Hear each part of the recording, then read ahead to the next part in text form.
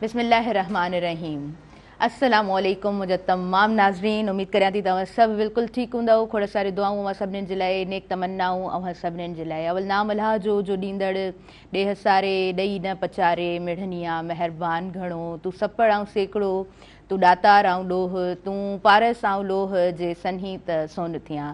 सुबुह मेहराण जो अंगण ऐं हीअ अंगण अव्हां जो पंहिंजो। जॾहिं बि प्रोग्राम स्टार्ट कंदी आहियां ऐं जेकॾहिं असांजे प्रोग्राम में औरतूं मौजूदु हुजनि, असां जूं अदियूं, असांजी भेणूं मौजूदु हुजनि त सचमुच दिलि इलाही वॾी थी वेंदी आहे ऐं ॾाढो सुठो मूंखे लॻंदो आहे त असांजी सोसाइटी में जॾहिं औरतुनि जे किरदार खे ॾिसूं था ऐं उन्हनि जी महिनत खे ॾिसूं था, उन्हनि जी हिमत खे ॾिसूं था, उन्हनि जी अज़मत खे ॾिसूं था, उन्हनि जो एॾो सुठो कैरेक्टर जेकॾहिं हुजे थो त मूंखे ॾाढी ख़ुशी थींदी आहे त तमामु ॾुखियायूं, तमामु मुश्किलातूं, उनखां पोइ तमामु शयुनि खे संभाले ऐं जेको आहे पंहिंजे कम सां निर्वार थियण इहो ॾाढो वॾो कमु हुजे थो। अॼु औरतुनि ते ॻाल्हाईंदमि, ख़ासि तौर ते उहे औरतूं जेके ॻोठनि में आहिनि, छो त ॻोठनि जी औरतुनि जे हवाले सां जेकॾहिं को आलमी ॾींहुं मल्हायो वञे थो त इहा असां सभिनी जे लाइ तमामु ख़ुशी जी ॻाल्हि आहे त असां उन्हनि जे कम ते वेही ॻाल्हायूं ऐं उन्हनि जी महिनत ते असां ॻाल्हायूं, उन्हनि जी महिनत खे सलाम हुजे, छो त तमामु, मां वरी बि चवंदसि, तमामु ॾुखियायूं ऐं तमामु हार्डल्स, तमामु पेचरा ऐं पंध हर कंहिंजी ज़िंदगी में हुजनि था, पर उनजे बावजूदि बि तव्हां सफ़र ज़िंदगी में जेकॾहिं ख़ूबसूरत अंदाज़ में पंहिंजी महिनत सां लॻल आहियो, महिनत सरमायो हुजे थो त यकीनन अव्हां सभिनीनि खे सलाम आहे। नाज़रीन, सुबुह मेहरान प्रोग्राम तमामु बहितरीनु, ही अंगण ऐं ही मंच तमामु बहितरीनु। अव्हां सभिनीनि खे मां ॿुधाईंदी हलंदसि त सुबुह मेहरान प्रोग्राम में भरपूर साथ मौजूदु आहे टपाल मेज़बान जो। टपाल मेज़बान सिंध जी नंबर 1 चांहि वापसि खणी आई आहे पंहिंजे सारिफ़ीन जे लाइ सभ खां वॾी कैंपेन। टपाल मेज़बान जश्न जमालो जो को बि पैकेट वठो, पंहिंजी मालूमात पैकेट ते ॾिनल कूपन में दाख़िल करियो ऐं घर जे वेझो टपाल मेज़बान जश्न जमालो जो ड्रॉप बॉक्स तव्हांखे मिलंदो, तव्हां उते विझी सघो था ऐं मौक़ियो तव्हां हासिलु करे सघो था। टीवी गेम शो टपाल मेज़बान जश्न जमालो में तव्हां हिसो वठो ऐं खटियो खोड़ सारा क़ीमती इनामात। सुबुह मेहरान प्रोग्राम ऐं टपाल मेज़बान सां असां प्रोग्राम जी शुरूआति करियूं था ऐं मां हमेशह चवंदी आहियां जॾहिं बि टपाल मेज़बान मुंहिंजे हथ में हुजे थी त सुबुह जी शुरूआति हुजे ऐं ख़ासि तौर ते प्रोग्राम में मां मौजूदु हुजां, चांहि जो कप मूंसां गॾु मौजूदु हुजे त ऐं जेकॾहिं मिसिंग हुजे थो त मूंखे ईअं लॻंदो आहे त जहिड़ो प्रोग्राम उन तरह असां शुरू ई कोन कयो आहे। वट नॉर्मल लाइफ में असां ॾिसंदा आहियूं न त मॉर्निंग असांजी जेका आहे, सुबुह जो जेको पहर असांजो आहे उहो चांहि सां स्टार्ट थींदो आहे ऐं चांहि ॾींहं में पूरे स्केजुअल में असां ॾिसंदा आहियूं त असां जॾहिं थकिजी पऊं था पोइ बि चांहि जी ज़रूरत पवंदी आहे। शाम जे टाइम ते महिमाननि सां वेहूं था, चांहि जी ज़रूरत पवे थी ऐं अकेला बि आहियूं, किताब सां गॾु असांजो टाइम स्पेंड थिए पियो, पोइ बि असांखे चांहि खपंदी आहे। त चांहि असांजी जेको आहे न ज़िंदगी जो हिकिड़ो, ईअं चऊं त हिकिड़ो इम्पॉर्टेंट पार्ट ज़रूरु बणिजी वियो आहे। सो यस, अॼु जे प्रोग्राम में खोड़ सारियूं ॻाल्हियूं कंदासीं ऐं मूं शुरूआति में ॻाल्हि कई त ॻोठाणियुनि औरतुनि जो आलमी ॾींहुं। उहे औरतूं जेके ॻोठनि में रहनि थियूं ऐं हर तकलीफ़, मुंहिंजे ख़्याल सां ईअं इन ॻाल्हि खे मां इन तरीक़े सां डिस्क्राइब कयां, इन तरीक़े सां अव्हां सां शेयर कयां त असां शहरनि में तमामु घणियूं सहूलियतूं ॾिसंदा आहियूं। जेका औरत नौकिरी करे थी, जॉब करे रही आहे, उहा घर आई आहे ऐं हाणे गैस जो बि तमामु घणो प्रॉब्लम आहे। हूअं त लोड शेडिंग, लाइट जा मसला, गैस जा मसला हूअं ई बि आहिनि, पर हाणे जेको आहे न हर जॻह ते गैस बि तमामु जल्दी हली वेंदो आहे, टाइम फिक्स्ड आहे त हिन टाइम ते गैस हलियो वेंदो। त औरत जॾहिं घर अचे थी, का छोकिरी जॉब करे घर अचे थी ऐं घर में जेकॾहिं हुनखे मानी ठाहिणी आहे, हाणे गैस कोन आहे त हूअ नंबर डायल कंदी ऐं ऑन द डोर स्टेप तव्हांखे जेको आहे सो तव्हांजो फूड मिली वेंदो। तव्हांखे जेकॾहिं घर जो कमु तमामु घणो आहे, अव्हांखे टाइम न पियो मिले, अव्हां हिकु घर में कम वारी औरत रखी आहे ऐं उहा सॼो कमु तव्हांखे करे ॾिए थी ऐं मंथ जे 15 ॾींहंनि में या 30 ॾींहंनि में तव्हां जेकॾहिं कपिड़ा वॉश करायो था, तव्हां हिकिड़ी माई घर में रखी आहे, उहा तव्हांखे कपिड़ा धोई करे ॾिए थी ऐं तव्हां हुनखे पे करे रहिया आहियो, यानी तव्हां जॉब हिकिड़ी ईअं सम्झो त हिकु तरह कंहिंखे फैसिलिटेट कयो पिया, पाण बि फैसिलिटेट थियो पिया ऐं ॿ पैसा कंहिं वटि वञनि पिया त हुनजो जेकॾहिं चुल्हो हले पियो त इहा जेका न हिकिड़ी मुंहिंजे ख़्याल सां त हिकिड़ी सुठी ॻाल्हि हुजे थी। पर वरी ॻोठनि जी तरफ़ जॾहिं नज़र पवंदी आहे ऐं उन औरत ते जॾहिं नज़र पवंदी आहे, उन अदी ते जॾहिं नज़र पवंदी आहे जेका स्कूल बि वञे पई, ॿारनि खे बि पढ़ाए पई, उहा औरत जेका फुटियूं बि चूंडे पई, उहा हारियाणी जेका तमामु पंहिंजे घर जा कम बि करे पई ऐं वञी करे ॿाहिरि जा बि ॿनियुनि खे बि ॾिसे पई ऐं पंहिंजो वक़्तु ॿनियुनि में बि गुज़ारे पई ऐं महिनत सां जुड़ियल आहे, पर घर जॾहिं वापसि अचे थी त सॼो कमुकारु उनखे ई करिणो आहे। त ॻोठ ऐं शहर जे विच में जेका डिफरेंस ॾिसिजे त इहो डिफरेंस ज़रूरु नज़र अचे थो त हिते असांखे घणियूं सहूलियतूं मिलनि थियूं, उन हिसाब सां ॻोठ में असांखे घणियूं सहूलियतूं नथियूं मिलनि, पर हा चैलेंजिस तमामु घणा आहिनि। इन टॉपिक ते मां सम्झां थी जेकॾहिं मां ॻाल्हाईंदसि त जेतिरो मूं ॾिठो आहे त मां इन टॉपिक ते यकीनन ॻाल्हाए सघां थी। डोमेस्टिक वायलेंस जी ॻाल्हि कयूं, घरेलू तशद्दुद जी ॻाल्हि कयूं, वर्क प्लेस हैरेसमेंट जी मां ॻाल्हि कयां या अर्ली चाइल्ड मैरिजिस ते मां ॻाल्हि कयां त इहे तमामु इशूज़ उहे आहिनि जेके असांजी सोसाइटी जा आहिनि ऐं जड़ुनि मां जेकॾहिं उहे मसइला ख़तमु न थींदा त हिकु ॻाल्हि पाण सभु मञंदा आहियूं त जेकॾहिं जड़ुनि ते कमु कोन थींदो आहे त ज़ाहिरी ॻाल्हि आहे उन तरह असांखे उहो वणु जॾहिं वॾो थींदो आहे त फ्रूट बि असांखे उन तरह कोन मिलंदो आहे। मेडिकल एड जी ज़रूरु ॻाल्हि करणु चाहींदमि। तमामु उहे पेशा जिते औरतूं जेको आहे सो सख़्तु महिनत कंदियूं आहिनि, उन्हनि खे मेडिकल एड कोन हूंदो आहे ऐं उनखां बाद में तमामु घणियूं मुश्किलातूं जिन खे हू पंहिंजे सर जेको आहे पंहिंजे मथे ते खणी हलंदियूं आहिनि ऐं इन्हनि तमामु इशूज़ खे हू पाण ई जेको आहे सो किथे न किथे सॉल्व कनि थियूं, किथे उहे मसइला वधी वञनि था जेके पोइ हल बि कोन थींदा आहिनि। असां वटि डिपार्टमेंट्स मौजूदु आहिनि। वुमेन डेवलपमेंट डिपार्टमेंट जी मां ज़रूरु ॻाल्हि कंदमि, जिन जो हिकिड़ो सुठो कमु आहे ऐं जिथे सुठो कमु थिए उन कम खे ज़रूरु साराइजे। जिथे कमु न पियो थिए तव्हांखे स्क्रीन मौजूदु आहे त तव्हां उन बाबति ॻाल्हायो। यस, अॻियां वधूं था जनाब। पहिरियों नंबर सीट ते मूंसां कुरतुलैन साहिबा मौजूदु आहिनि ऐं कुरतुलैन साहिबा जी जेकॾहिं मां ॻाल्हि कयां त उन्हनि जो कमु तमामु सुठो आहे। ॾाढी महिनत कंदड़ कुरतुलैन साहिबा पाण आहे ऐं जनाब उनजी वाबस्तगी आहे women development department government of Sindh ऐं एज़ अ इंचार्ज सिंध कॉलेजिस्ट पाण वुमेन डेवलपमेंट डिपार्टमेंट में पंहिंजूं ख़िदमतूं सर अंजाम ॾेई रहियूं आहिनि। जेके बि ॻाल्हियूं तव्हां सां शेयर कयमि तमामु केसिस ते तमामु इशूज़ ते पाण जेको आहे कमु कंदियूं आयूं आहिनि। उन्हनि जो एक्सपीरियंस तमामु सुठो आहे। जामशोरो में जनाब कमु करे रहियूं आहिनि। दिलि जी गहराई सां तव्हांखे भली कार चऊं था। अस्सलाम वालेकुम। Have a good morning. Good morning. कैसी हैं आप? ठीक हैं? मैं बहुत अच्छी हूँ। माशाल्लाह जी, आप अच्छी तो बहुत है। बिल्कुल आप बहुत अच्छी हैं। और जनाब आज हम बहुत मैं चाहूँगी कि उन चीज़ों को हम हाईलाइट करें जिन चीज़ों की हकीकत में ज़रूरत होती है विमेन से रिलेटेड। उनका अलावा असांजे प्रोग्राम में जनाब मौजूद आहिनि हुमेरा शम्स शेख साहिबा ऐं हुमेरा साहिबा जॾहिं बि प्रोग्राम में मौजूदु हुजनि थियूं, जॾहिं बि प्रोग्राम में मौजूदु हुजनि थियूं, असां मुख़्तलिफ़ इशूज़ ते ॻाल्हायो आहे। अॼु जे प्रोग्राम में बि ॻाल्हाईंदासीं। संदन कम ते जॾहिं बि नज़र पवंदी आहे त मूंखे लॻंदो आहे कुझु उहे शयूं जेके असां एज़ अ गर्ल कुझु शयूं मां एज़ अ गर्ल कुझु शयूं मूंखे लॻंदो आहे त मां इग्नोर कंदी आहियां, पर मैडम उन्हनि शयुनि ते बि उन्हनि बारीकियुनि ते बि लिखी रहियूं हूंदियूं आहिनि, उन्हनि ते ॻाल्हाए रहियूं हूंदियूं आहिनि। तमामु सोशल उन्हनि खे असां ॾिठो आहे, ॾाढी सुठियूं राइटर आहिनि ऐं जॾहिं नसरी नज़म उन्हनि जा साम्हूं ईंदा आहिनि यकीन कयो त चवंदा आहिनि त जॾहिं उहा ॻाल्हि दिलि वटां निकिरंदी आहे त पोइ दिलि ताईं उहा पहुचंदी आहे। मैडम दिलि जी गहराई सां तव्हांखे मां भली कार चवां थी। अस्सलाम वालेकुम। वालेकुम अस्सलाम। छा हाल आहियो? अल्हम्दुलिल्लाह मैडम, तव्हांजी दुआऊं आहिनि ज़बरदस्त ज़बरदस्त। अॼु जो जेको ॾींहुं आहे असां उन सां ई रिलेटेड उन ई टॉपिक सां रिलेटेड पाण हलंदासीं ऐं खोड़ सारियूं पाण ॻाल्हियूं कंदासीं। मां ॿीहर बि चवंदसि त मां चाहींदसि त उन्हनि शयुनि ते ॻाल्हायूं जिन ते ॻाल्हाइण जी हकीकत में ज़रूरत हुजे थी। जी कुरतुलैन साहिबा, पहले तो मैं आपसे पूछना चाहूँगी कुरतुलैन साहिबा, आपकी मॉर्निंग कैसे होती है? वर्किंग वुमेन की मॉर्निंग यही होती है, सुबह उठे, नमाज पढ़ी, कलाम पाक पढ़ा, फिर ऑफिस के लिए निकल गए। वहाँ पे जो हम लोगों के साथ जुड़ी हुई ख़वातीन हैं जिनकी हमारे तक रसाई नहीं है, उनको सुनना, उनको समझना और उनको ये एहसास दिलवाना कि वो सही जगह पर हैं, उनके फ़ैसलों को सराहना और उसी हिसाब से जो उनको हेल्प चाहिए होती है उनकी मदद करना। मेरी सुबह की शुरुआत इस तरह से रही है पिछले 16-17 साल से। जी ज़बरदस्त ज़बरदस्त। मैं पहले भी कह चुकी हूँ कि आपका एक्सपीरियंस बहुत अच्छा है, तो आप तमाम इश्यूज़ को वो कहते हैं ना जड़ से एक इशू को जानना और फिर हम उस पर जब काम करते हैं फिर सोसाइटी के मसाइल त तमामु शयुनि खां पाण जेको आहे सो वाक़िफ़ आहिनि। त अॼु प्रोग्राम में ॾाढे सुठे अंदाज़ में तमामु शयुनि ते ॻाल्हाए सघनि थियूं।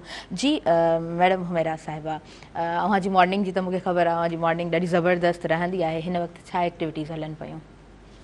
लिखणु पढ़णु जी, इहे ॿ शयूं आहिनि ऐं जेके हिन वक़्तु सियासी इशूज़ हलनि पिया जी हाँ, पूरे मुल्क में, जी सियासी गैर सियासी ऐं आइनी गैर आइनी, हाँ उहे ध्यान सां पढ़ां पई। हाँ ऐं उन्हनि खे सम्झण जी कोशिशि कयां पई जी ऐं ख़ासि करे जेका सिंध जी सूरत हाल आहे उन ते घणो फोकस आहे मुंहिंजो ज़बरदस्त पढ़ण जी हद ताईं त मां पढ़ां पई त सम्झां थी त कहिड़ी गड़बड़ किथे आहे केरु पियो करे छो पियो करे हा उहा उन कोशिशि उहे खाल किथे आहिनि किथे उन्हनि खे बिल्कुलु पुर करे मामला काॾे पिया वञनि छो पिया वञनि केरु पियो करे असांजियूं कोताहियूं किथे आहिनि सही पिया कंहिंजी कोताही किथे आहे हा उहो सभु अॼुकल्ह गुज़िरियल 3-4 ॾींहंनि खां त मुंहिंजी इहा ई एक्टिविटी हले पई डेली ज़बरदस्त ज़बरदस्त अच्छा मैडम ईअं महसूसु थींदो आहे त ठीकु आहे ऑफिशियली ईअं थींदो आहे न माण्हू रिटायरमेंट वठंदो आहे हिकिड़ो टाइम ईंदो आहे जॾहिं ऑफिशियली तव्हां रिटायरमेंट एक्सेप्ट कंदा आहियो रिटायरमेंट वठंदा आहियो पर पढ़णु ऐं पढ़ाइणु उहा शइ आहे जितां तव्हां उतां खां रिटायर नथा थी सघो कॾहिं बि न जेसिताईं तव्हांजी पंहिंजी दिलि नथी चए हा तव्हांजो अगरि दिमाग़ थकिजी पियो आहे दिलि थकिजी पई हा आहे या तव्हां पाण थकिजी पिया आहियो या तव्हांजूं अखियूं तव्हां सां साथ नथी ॾियनि पियूं जी त पोइ माण्हू हिमत हारे थो पोइ सम्झो उहो रिटायर्ड आहे बाक़ी जेसिताईं तव्हां हलो था पिया सोसाइटी में हलो घर में हलो किताबनि सां हलो ॿारनि सां हलो दोस्तनि सां हलो ऑफिस वारनि सां हलो या समाज जे कंहिं बि मसइले ते हलो था न त तव्हां रिटायर्ड न आहियो सही पिया चओ रिटायर्ड उहो थींदो आहे जंहिं दिमाग़ ख़तमु थी वञे हा सिहत सालिम न हुजे सिहत मिसाल तव्हांजो दिलि सिहत चवे थो हज़ार तव्हांजूं नेमत अखियूं चवनि थियूं तव्हांजो दिमाग़ कमु नथो करे त तव्हां रिटायर्ड आहियो न जी जी तव्हां बिल्कुलु सही चओ त जेसिताईं तव्हांजो दिमाग़ सही आहे सलामत आहे सोचे थो नेगेटिव पॉज़िटिव हर कंहिं ते पंहिंजो रिस्पॉन्स करे थो जी त पोइ त ठीकु आहे मैडम तव्हांखे मां न मूंखे ॻाल्हि यादि अची वई आहे ऐं नंढड़ी हुयमि इलाही त साईं मोहम्मद इब्राहिम जो वटि वई हुयमि त पाण उन उमिरि में हुया त उन्हनि जे साम्हूं न खीर जो गिलास पियो मां वियमि त उन्हनि मूंखे चयो त न ताहिरा माना ॾाढे सुहिणे अंदाज़ में मूंसां ॻाल्हायूं ऐं चयो ताहिरा तोखे ॾिसी करे ऐं जेको आहे सो न मूंखे बुख जो अहसासु थियो आहे त मां हीअ खीर पियां थो ऐं ईअं ई हीअ जेके किताब आहिनि इहे मूंसां साथ निभाईंदा आहिनि त माना मूंखे अॼु बि जॾहिं सोचंदी आहियां त मूंखे इन ॻाल्हि जो अहसासु थींदो आहे त जेसीं ताईं दिमाग़ सालिम आहे जेसीं ताईं किताबनि जो साथ तव्हां सां आहे त तव्हां में उहा विल हुजे थी तव्हां में कुझु करण जी विल पोइ बि हूंदी आहे पर ख़ैर सिहत सालिम हुजे दिमाग़ सालिम हुजे त इंसानु छा ई नथो करे सघे ऐं एक्सपीरियंस तव्हां गेन कंदा अचो ऐं उन एज में जॾहिं तव्हां पहुची था वञो जॾहिं तव्हां वटि इलाही एक्सपीरियंस हुजे पोइ शायदि तव्हांजी सिहत तव्हांजो साथ न निभाईंदी आहे तव्हांजी ज़हनी सिहत साथ न निभाईंदी आहे त पोइ इंसानु किथे जेको आहे न उते वञी करे फुल स्टॉप शायदि लॻंदो आहे अच्छा जी जनाब वक़्तु थी वियो आहे शॉर्ट कमर्शियल ब्रेक जो पाण पहिरीं जेको आहे सो ब्रेक जी तरफ़ अॻियां वधंदासीं नाज़रीन हिन प्रोग्राम सां भरपूर साथ मौजूदु आहे टपाल मेज़बान जो टपाल मेज़बान सिंध जी नंबर 1 चांहि टपाल मेज़बान जश्न जमालो जो को बि पैकेट वठो ऐं पंहिंजी मालूमात पैकेट ते ॾिनल कूपन में दाख़िल करियो ऐं घर जे वेझो टपाल मेज़बान जश्न जमालो जे ड्रॉप बॉक्स में विझो ऐं मौक़ियो हासिलु कयो टीवी गेम शो टपाल मेज़बान जश्न जमालो में हिसो वठी अव्हां खोड़ सारा इनामात खटी सघो था ॾिसंदा रहिजो अव्हां जो पंहिंजो प्रोग्राम सुबुह मेहरान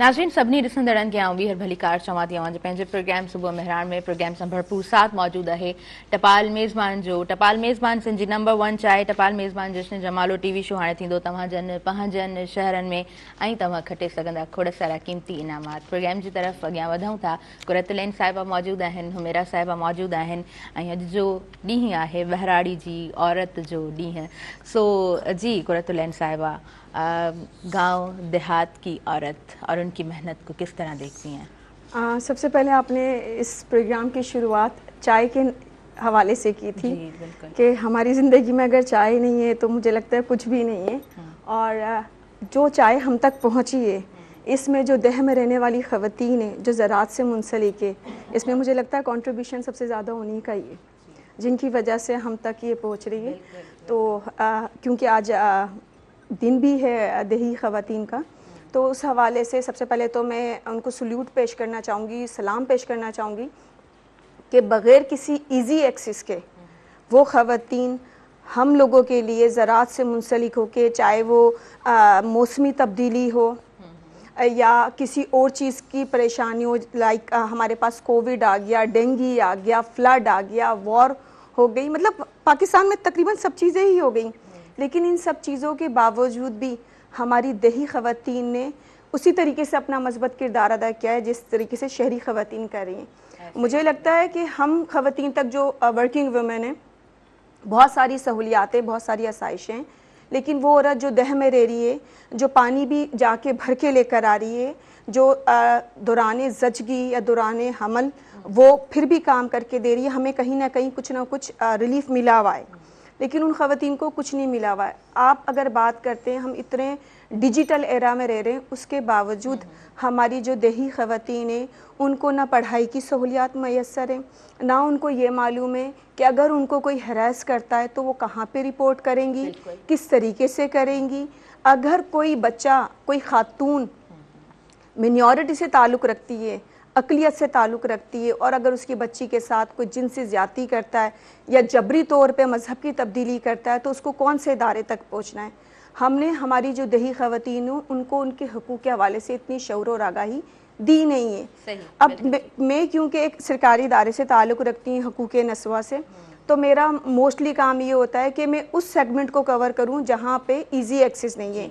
हम फ्रीक्वेंटली जो है विज़िट करते हैं, जैसे आपने देखा होगा भट्टे पे जो ईंटें बनती हैं वहाँ पे ख़वातीन होती हैं जिनको ये नहीं मालूम कि उनकी उजरत कितनी है, उनको कितने घंटे काम करना है, और अगर उनको हेल्थ के हवाले से कोई इशू होता है तो उनको किस तरीके से जो तालका हॉस्पिटल है किस तरीके से एक्सेस करवाया जाएगा, या उनके बच्चे के साथ किसी तरीके से कोई भी शख्स जबरी तौर पे तशद्दुद करता है या जबरी तौर पे काम लेता है तो वो उसको कहाँ पे रिपोर्ट कर सकती हैं। तो इस हवाले से सिविल सोसाइटी के साथ, मीडिया पर्सनस के साथ हम डिफरेंट सेशंस रखते हैं जहाँ पे उनकी जहनी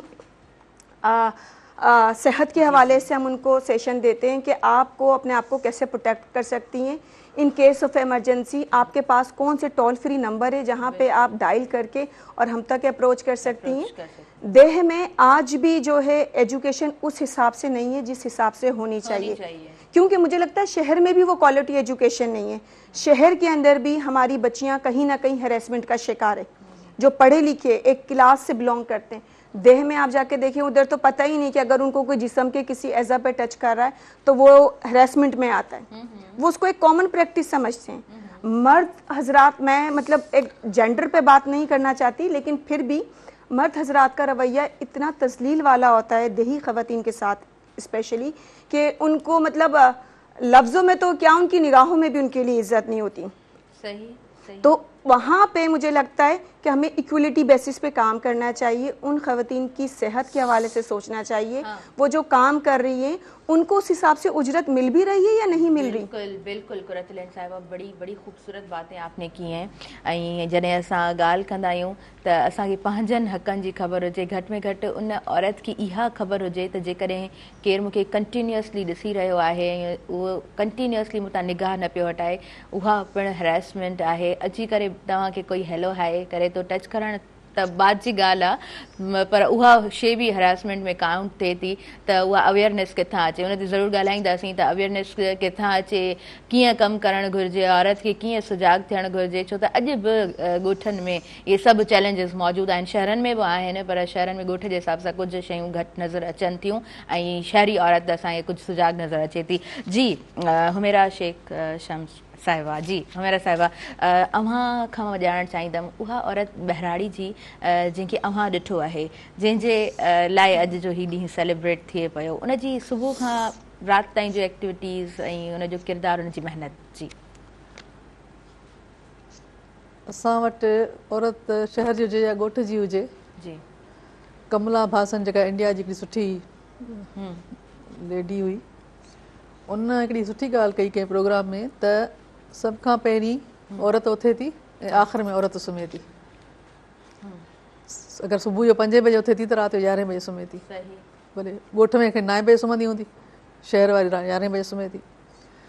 उनजा जेकॾहिं कम काउंट कजनि सुबुह खां वठी राति ताईं, ऐं मर्द जा कम काउंट कजनि, मर्द जे किरदार खां इनकार कोन्हे ऐं करे बि नथो सघिजे, करण बि न खपे।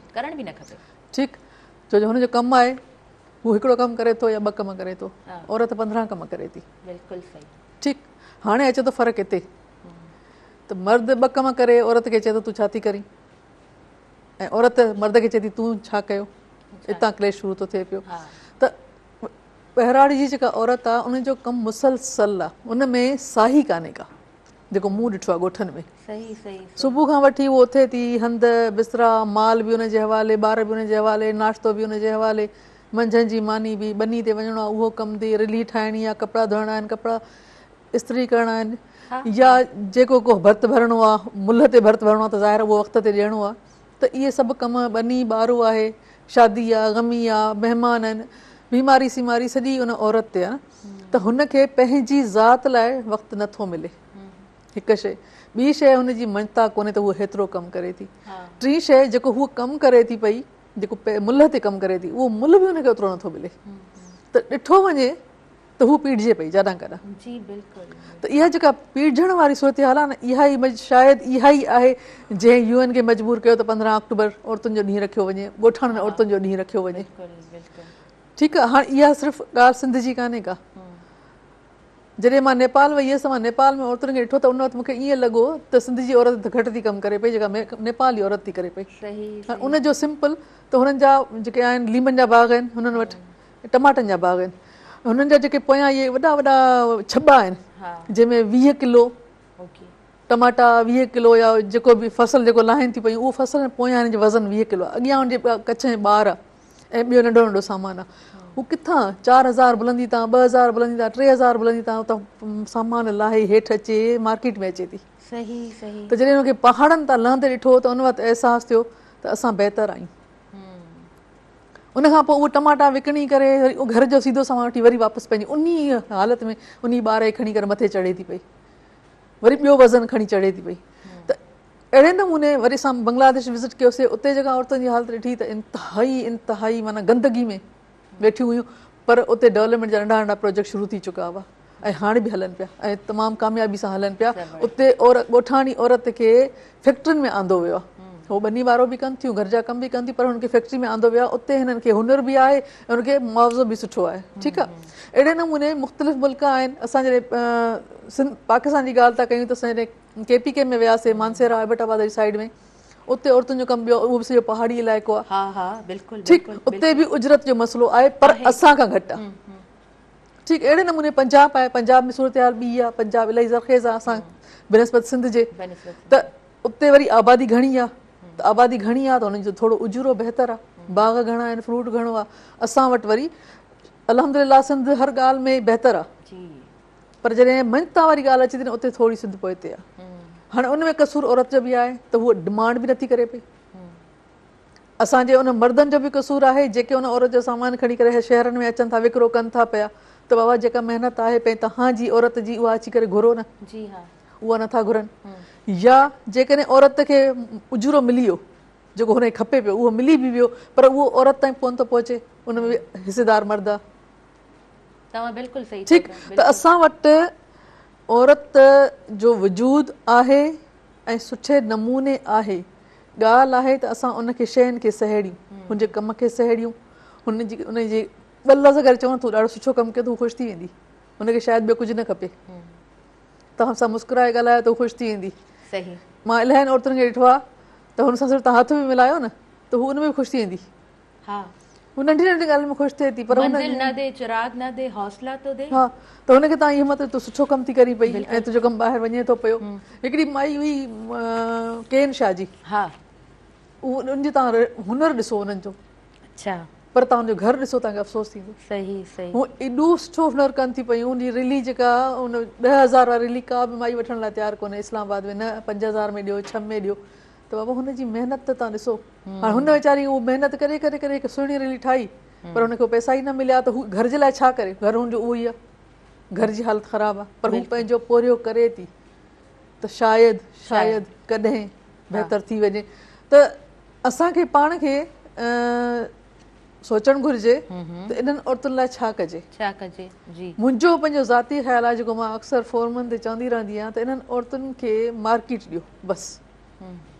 मिडिल मैन ख़तमु कयो, डायरेक्ट हुननि जी मार्केट ठाहियो, हुननि जे लाइ फैक्ट्रियूं ठाहियो त हू फैक्ट्रियुनि में कमु कनि, पंहिंजी पघार खणनि। ठीकु, उन में हिकिड़ो टाइम हूंदो, हू टाइम ते ईंदी, टाइम ते वेंदी। उनखां पोइ घर में छा थी करे उन सां असांजो वास्तो न आहे। घर में कहिड़ो हुनर करे थी नथी करे उहो हुनजो मसइलो आहे, पर हुन जे लाइ फैक्ट्रियूं ठाहिणु खपनि त हू फैक्ट्री में अची कमु करे, या हुन जे लाइ हिकिड़ा वॾा वॾा असां वटि इहे स्टॉल ठाहिणु खपनि, उते अची करे ही पंहिंजो अच्छा सामान मैडम, ॾाढी हिकिड़ी ख़ूबसूरत ॻाल्हि आहे त औरत कंहिं बि कम खां कीॿाईंदे उनखे कोन ॾिठो आहे, नंढो कमु हुजे वॾो कमु हुजे। मां थर वियमि, औरत खे थरी औरत खे डंपर हलाईंदे ॾिठो, मां ॾाढी हैरान थियमि त अच्छा इहा जेका अचे पई ॾिसण में बिल्कुलु सनड़ी हिकिड़ी छोकिरी, असां हुनजी ईअं चई सघूं था हेल्थ जा बि इशूज़ हूंदा, पर उहा डंपर हलाए पई। पर माना चवण जो मक़सदु त उहा कम खां कीॿाए नथी, ॾुखियो कमु आहे, आसान बणाए थी। ट्रकूं हलाइनि थियूं पयूं, ट्रेन हलाइनि थियूं, हा हा ठीकु आहे। जेकॾहिं असांजी औरत डंपर हलायो इहा वॾी ॻाल्हि कान्हे, छो जो हुनखे अपॉर्चुनिटी कोन मिली, अपॉर्चुनिटी हाणे मिली हा आहे, बिल्कुलु हाणे मिली आहे त हाणे असां चऊं था इहा हर क़िस्म जी मिलणु खपे न, हर क़िस्म जी मिलणु। ऐं हर मोड़ हिकिड़ी आहे डंपर 10 औरतूं अगरि ॻोठ में आहिनि 10 औरतूं डंपर कोन हलाईंदियूं, त 2 हलाईंदियूं त 8 खे त मिलणु खपे न, 8 वेचारा काॾे वञनि। सही, त उन्हनि जे लाइ अपॉर्चुनिटीज़ क्रिएट उन्हनि जी सलाहियत मौजूदु, उनमें कहिड़ी सलाहियत आहे, उनखे उहो माहौल ॾिनो वञे, उहा हुनखे मार्केट ॾिनी वञे, उहो हुनखे मौक़ा ॾिना वञनि त हूअ उन लेवल ते वेही करे पंहिंजो कमु करे। सही, कमु करण लाइ शहर अचणु ज़रूरी न आहे, कम खे ॻोठनि ताईं पहुचायो। ज़बरदस्त ज़बरदस्त मैडम, इन्हनि तमामु शयुनि ते असां वधीक ॻाल्हाईंदासीं, ऐं अॼु जो पूरो प्रोग्राम ई बहिराड़ी जी औरत जे हवाले सां आहे, उनजी मेहनत जे हवाले सां आहे, ऐं ख़ासि तौर ते उन्हनि जा मसला। कुरतुलैन साहिबा किस तरह से मसाइल देखती हैं ख़वातीन जो कि गाँव की हैं? जी मुझे ऐसा लगता है कि हम जो ख़वातीन हैं ना, जो हम औरतें हैं, हमारे अंदर ना अल्लाह ने खुदादाद सलाहियतें दी हैं। देखिए इस दुनिया को जो निज़ाम को जो चला रहा है, रब के बाद एक जो क्रिएटर के तौर पे चल रही है वो ख़वातीन चल रही हैं, ठीक है। हम ख़वातीन क्यों चाहते हैं कि हमें कोई टोकन ऑफ एप्रिसिएशन दे, कोई हमें एक्नॉलेजमेंट दे, क्यों चाहते हैं? आप हैं, मैं हूँ, मैडम है, बहुत सारी ऐसी ख़वातीन हैं, क्या हम लोगों ने हैरेसमेंट फेस नहीं की या हम लोगों ने हर्डल्स फेस नहीं की? मुझे ऐसा लगता है जो मेरी 16-17 साल की जर्नी रही है कि खातून को इतना एम्पावर्ड कर दें, उसे लकड़ी ना बनाए कि कोई भी आए और जला के चला जाए, उसे लोहा बनाएं, उसे ताकत बनाएं। और ताकत आपको कोई आपका माहौल नहीं बनाएगा, आप खुद बनाएंगे। आप जो पहला कदम होता है ना वो आप खुद के लिए उठाते हैं, कोई और आके नहीं उठाएगा। आप क्यों लोगों से एक्सपेक्ट कर रहे हैं कि वो आएंगे, आपको परमिशन देंगे, आपके राइट्स देंगे? हमारे यहाँ पे इदारों की अकाउंटेबिलिटी नहीं है, हम पूछते नहीं हैं कि इस सोसाइटी में, इस सेगमेंट में हमारे लिए इतना बजट आया है तो हमें किस तरीके से दे रहे हैं, या इस हेल्थ में हमारे लिए इतनी अपॉर्चुनिटीज़ हैं, हमारे लिए कानून में इतनी लेजिस्लेशन हुई है, लॉ पास हुए हुए, उस पर इम्प्लीमेंट क्यों नहीं हो रहा? वो किस तरीके से होगा? वो एज एन इंडिविजुअल नहीं होगा, इनफरादी तौर पे नहीं होगा, वो इज्तिमाई तौर पर होगा। इज्तिमाई तौर पे किस तरह होगा? जो देह में रहने वाली ख़वातीन हैं, उनके यहाँ पर जो यूनियंस बनी हुई हैं, या जो तालका म्यूनिसिपल ऑफिसर्स बैठे हुए हैं, या वहाँ पे जो मेयर है, डिप्टी मेयर है, या जो हॉस्पिटल्स हैं, उन सबके साथ उनकी कोऑर्डिनेशन करवानी है। जब हर इदारा अपना अपना रोल अदा करेगा तो वहाँ पे इजी एक्सेस होगी। हमारे यहाँ पे क्या होता है कि हमने 5 स्टार होटल्स के अंदर ख़वातीन के हकूक़ के लिए बात कर ली, लेकिन जिन ख़वातीन के हवाले से हम बात करें वो वहाँ मौजूद ही नहीं होती। बिल्कुल बिल्कुल। मैं एक गांव में गई नहीं हूँ तो मुझे क्या मालूम कि खातून को किस तरीके की परेशानी है। बिल्कुल। आप वहाँ जाएं, जो भट्टे पे काम कर रही हैं ख़वातीन, उस धूप को जाके देखें, उस मिट्टी को गूंदना देखें, उस खातून को देखें जो एक मदर फीडिंग पर बच्चा बैठा हुआ है, एक वो प्रेग्नेंट बैठी हुई है और किस तरीके से वो काम कर रही है। बिल्कुल। उसको पीने का सही पानी नहीं है, उसको ये नहीं मालूम जो बच्चा वो डिलीवर कर रही है क्या उसके अंदर कोई डेफिशिएंसी है, उस खातून में कितनी डेफिशिएंसी है। कितनी तो हमारे पास देह के अंदर, देही ख़वातीन के अंदर दौरान ज़जगी अमवात होती है। आप स्टैटिस्टिक्स देखें, उनको सही न्यूट्रिशंस ही नहीं मिल रही है।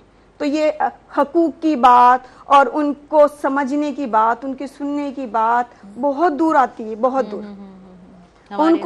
उनको सही से कपड़ा भी मैसर नहीं है। बिल्कुल। आप जाके सरकारी हॉस्पिटल्स की हालत देखें जी। आपको यहाँ पे जब काम करेंगे देही ख़वातीन के हवाले से तो आप कुरतुलैन साहब हम कंटिन्यू करते हैं। लाइव कॉलर हम वेलकम करेंगे। हेलो जी, अस्सलाम वालेकुम। वालेकुम अस्सलाम। आगे नूर अली चांग ॻाल्हायो, शाहपुर चकर खां भेण। जी अदा तव्हांखे भली कार चऊं था, कीअं आहियो? ठीकु आहियो? ॾाढो फर्स्ट क्लास, बहितरीन फर्स्ट क्लास। तव्हांजो मौज़ू पहले जो मारवाड़ी औरत जो असांजे वाराणी औरत में हाणे थोरी थोरी माना नवाण अची शुरू थी आहे ज़ाल मुड़ुस ॿई गॾिजी कमु कनि था पर असां में कोताहियूं इहे आहिनि त असांजो जेको आहे तइलीम माना थोरो रेशो तइलीम जो वाराणी में घटि आहे इहो असां प्रोग्राम उन्हनि चवण था त असांजी तइलीम जो थोरो रेशो घटि आहे तइलीम हूंदी न त माना ॿार पढ़ंदो पोइ सुभाणे छोकिरी पढ़ंदी छोकिरो पढ़ंदो सुभाणे पंहिंजे घर हलाए सघंदा बाक़ी ज़ाल मुड़ुस ॿई कमाइनि था मतिलबु घर हले हाणे मुंहिंजा ई ॿ पुट निकिरी मुंहिंजो नो माना हेल्थ वर्कर आहे त मुंहिंजो पुटु कोर्ट में आहे ॿई माना हाणे अहिड़ो फर्स्ट क्लास माना हुनजो घर हले थो ॿई पढ़ियल लिखियल आहिनि ज़बरदस्त अलाह करे सभु को आऊं चवां थो त ईअं ई हुजनि न त सभु सुखी थी वञनि रुॻो तइलीम ते बसि तवजो ॾिजे बसि तइलीम ते तमामु बहितरीन ॻाल्हि तव्हां कई आहे महिरबानी तव्हांजी अव्हां प्रोग्राम में शामिल थियो ऐं नाज़रीन वक़्तु थी वियो आहे शॉर्ट कमर्शियल ब्रेक जो ऐं प्रोग्राम में भरपूर साथ मौजूदु आहे टपाल मेज़बान जो टपाल मेज़बान सिंध जी नंबर 1 चांहि वापसि खणी आई आहे पंहिंजे सारिफ़ीन जे लाइ सभ खां वॾी कैंपेन जंहिंमें तव्हां हिसो वठी सघो था ऐं टीवी गेम शो टपाल मेज़बान जश्न जमालो में तव्हां हिसो वठो ऐं खटियो खोड़ सारा क़ीमती इनामात ॾिसंदा रहो अव्हांजो पंहिंजो प्रोग्राम सुबुह मेहरान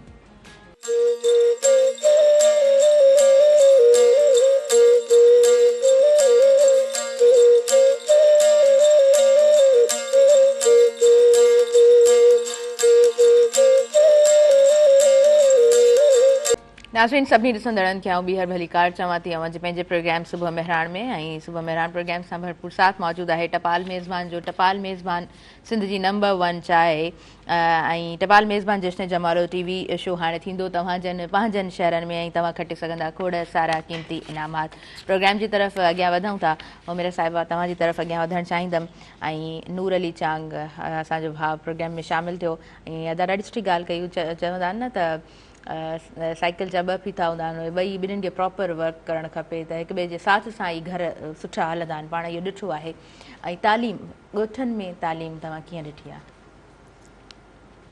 सभु मसइला आहिनि स्कूल आहिनि त उस्ताद कोन्हनि उस्ताद आहिनि त फर्नीचर कोन्हे फर्नीचर आहे त किताब कोन्हनि किताब कोन्हनि त ॿार कोन्हनि ॿार आहिनि त उस्ताद कोन्हे हर ॻोठ में हिकु जहिड़ो मसइलो कोन्हे किथे कीअं आहे किथे वालदेन जो इंट्रस्ट कोन्हे मां ॿिनि टिनि ॻोठनि में मूंखे जिते इहे शिकायतूं मिलियूं त हीअ बि कोन्हे त मूं ॾोहारी वालदेन खे चयो बाबा जेसि ताईं तव्हां स्टैंड न वठंदा त पोइ इहो बिल्डिंग कान ठहंदी तव्हां स्टैंड न वठंदा त टीचर कोन ईंदो तव्हां स्टैंड न वठंदा त ॿार कोन ईंदा तव्हां न ॻाल्हाईंदा त किताब कोन मिलंदा तव्हां न ॻाल्हाईंदा त तव्हांखे ॿियूं शयूं स्कॉलरशिप आहे या ॿारनि जूं जेके ॿियूं शयूं आहिनि कोन मिलंदियूं त सॼो ॾिठो वञे फिरी वालदेन ते थो अचे पियो त वालदेन जेकॾहिं थोरो खनि हिकिड़े दफ़े हिकिड़े ॻोठ में मां नालो कोन थी खणा वॾेरे जो ॻोठु हुयो उन चयो त असां टीचर खे कुझु नथा चई सघूं छो जो टीचर पाण वॾेरो आहे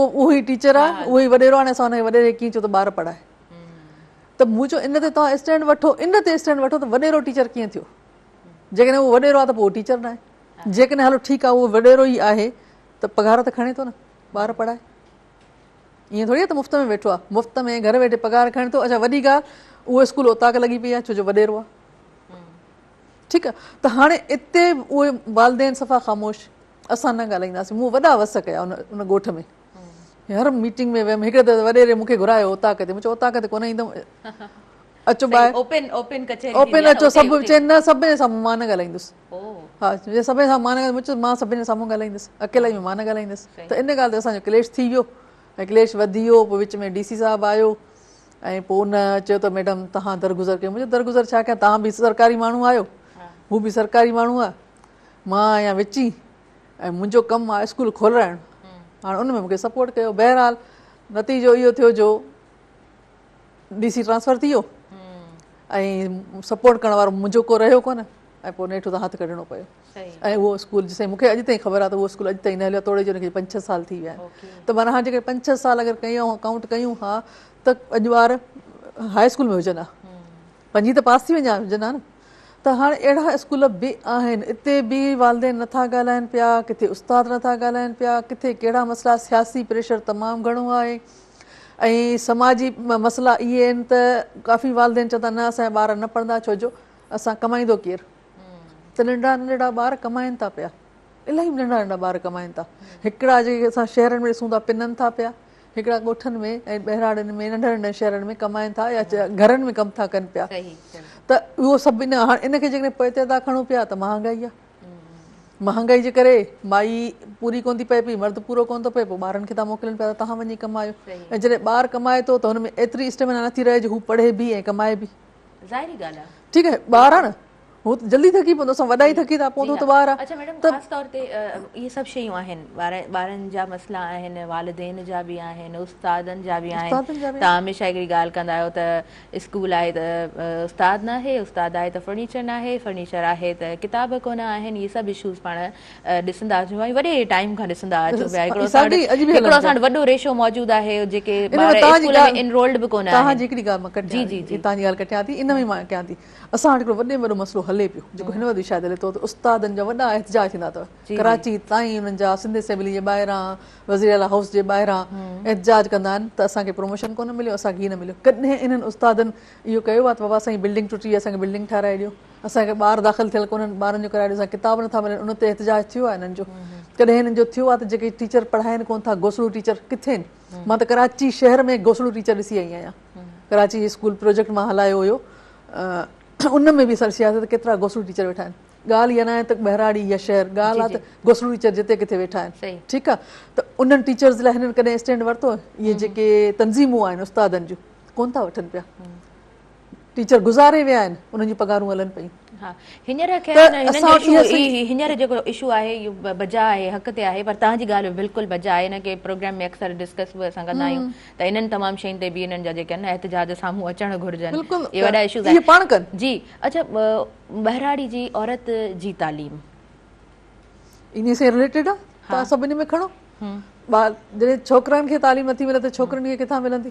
सही, ठीकु आहे। असां वटि मर्द टीचर नथो वञे त औरत टीचर किथां वेंदी? ऐं किथे किथे वरी इहे अथव त ज़ाल मुड़ुस ॿई टीचर अथव।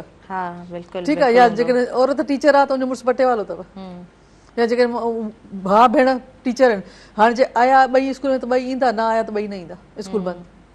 ख़ुदा न ख़ासि का फ़ौतगी थी वई त ॿई विया, स्कूल बंदि। ठीकु, जेके ॿिन्ही जी पाण में मिली भगत आहे त कंहिंखे किताब कोन मिलंदा, कंहिंखे स्कॉलरशिप कोन मिलंदी, कंहिंखे कुझु कोन मिलंदो। त औरत जी जेका तालीम आहे उहा कुझु ईअं न आहे, इहा सफ़ा ईअं न आहे त सफ़ा ऊंधे आहे, ऊंधे कान्हे। हलनि पिया, स्कूल आहिनि, हलनि पिया, पर उनजो उहो मयार कोन्हे, उहो स्टैंडर्ड जेको असांखे खपे उहो कोन्हे को। टीचर ॿियो ठीकु आहे, तव्हां अगरि स्कूल जो स्टैंडर्ड कोन्हे, बिल्डिंग जो स्टैंडर्ड कोन्हे, पर पढ़ाई जो स्टैंडर्ड त हुजणु खपे। सही सही। हाणे जेके ही रिसेंटली तब्दीलियूं थियूं, 150 उस्तादनि खे तब्दील कयो आहे, हिकिड़े ज़िले खां ॿिए ज़िले खां 3 तालके में, हुन यूसी खां हुन यूसी में, स्कूल बंदि थी विया आहिनि। ट्रांसफर करण सां बि स्कूलनि ते वॾो असरु पए थो पियो। जेका टीचर 5 किलोमीटर ते अचे थी, उहा हाणे 15 किलोमीटर वारी किथां ईंदी? सही सही सही। त इहो बि त आहे, जेके पॉलिसीज़ आहिनि असांजियूं गवर्नमेंट जूं, उहे बि कुझु अहिड़ियूं आहिनि जो जेका बहिराड़ी जी औरत आहे, उनजी तालीम हर हवाले सां मुतासिर थिए थी पई। ॿियो इहो आहे, ॿियो जेको असां ॻोठनि में इशू आहे हिकिड़ो छोकिरी जी तालीम जो, उते छा आहे, जेको छोकिरियुनि जा स्कूल आहिनि, उन छोकिरियुनि जे स्कूल में फीमेल टीचर कान्हे का, उते मेल टीचर पढ़ाए थो। पोइ नतीजो इहो थिए काफ़ी माण्हू पंहिंजी छोकिरियूं नथा मोकिलनि, त छो जो उते फीमेल टीचर कान्हे का। त इन जे करे बि जेका ॻोठनि जी तालीम आहे उहा बि इलाही छा चइजनि, असांखे जेको आहे न उते वॾा मसइला नज़र अचनि था। गुरतुलैन साहिबा, यही क्वेश्चन आपसे करना चाहूँगी, आपने इन तमाम इशूज़ को कैसे देखा है, बच्चियों की तालीम गाँव में? देखिए, हम देही ख़वातीन के हवाले से बात कर रहे हैं ना, तो जब हम बात करते हैं देही तालीम की, तो इसमें हमारे पास डिसेबल पर्सन भी आ जाते हैं, ट्रांसजेंडर भी आ जाते हैं, मैन भी आ जाते हैं, वुमेन भी आ जाती हैं, चिल्ड्रन भी आ जाते हैं। सोसाइटी के हर सेगमेंट को हम कवर कर रहे होते हैं। देह में जो तालीम का रेशियो है वो इसलिए से इजी एक्सेस नहीं हो रहा है कि वहाँ पे हमारी कोई अकाउंटेबिलिटी नहीं है। हम अपने कंफर्ट जोन से निकलना ही नहीं चाहते। एक्चुअल क्या है, अगर आप किसी से कुछ खरीदती हैं तो आप उसकी वारंटी भी देख रही होती हैं, कोई एक्सपायरी डेट तो नहीं है, उसके अंदर कौन कौन से इंग्रेडिएंट्स है। आप पैसा दे रही हैं तो आप चेक कर रही हैं ना। मीनवाइल आप एक माचिस का डिबिया भी खरीद रही हैं तो उस पर आप टैक्स पे कर रही हैं। तो आप जाके सवाल क्यों नहीं करते हैं कि मेरे शहर के अंदर, मेरे तालके में, मेरे गांव में ये स्कूल है, ये क्यों बंद है? वहाँ पे कोई ना कोई तो ऐसा इन्फ्लुएंशियल होगा, कोई ना कोई वॉलंटियर होगा जो इन चीज़ों को देख रहा होगा। हमारा जो मकसद होता है अवेयरनेस कैंपेन को कंटिन्यू करने का, वो यही मकसद होता है कि हम इंडिविजुअल टू इंडिविजुअल जाएं, इंडिविजुअल टू ग्रुप जाएं, ग्रुप इनटू सोसाइटी।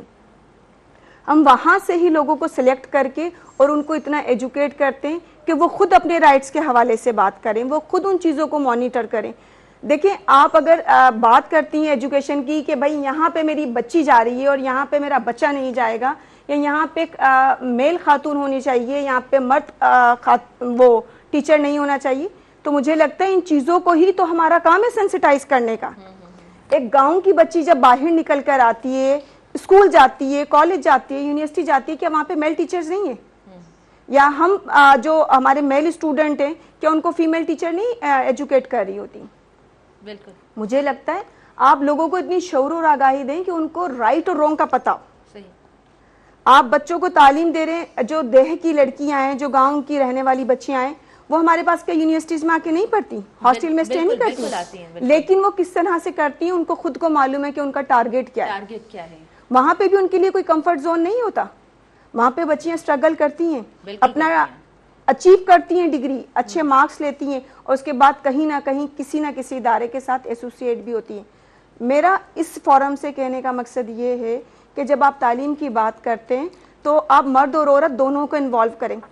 ہمارے کمپلینٹ سیل پر ہمارے ادارے میں ویمن ڈیولپمنٹ ڈپارٹمنٹ میں جب کوئی کیس آتا ہے نا, کوئی خاتون ہمارے پاس کمپلینٹ فائل کرتی ہے کہ مجھے ڈومیسٹک وائلنس کیا گیا ہے, میرے پہ گھریلو تشدد کیا گیا ہے, یا میرے شوہر کا ایکسٹرا میریٹل افیئر ہے, میں اس کے ساتھ نہیں رہنا چاہتی, یا مجھے خلا دلوائیں, یا میرے بچوں کی کسٹڈی کروائیں, تو اس میں ہمارا کام جو ہوتا ہے نا ریکنسیلیشن کا ہوتا ہے, کاؤنسلنگ کا ہوتا ہے.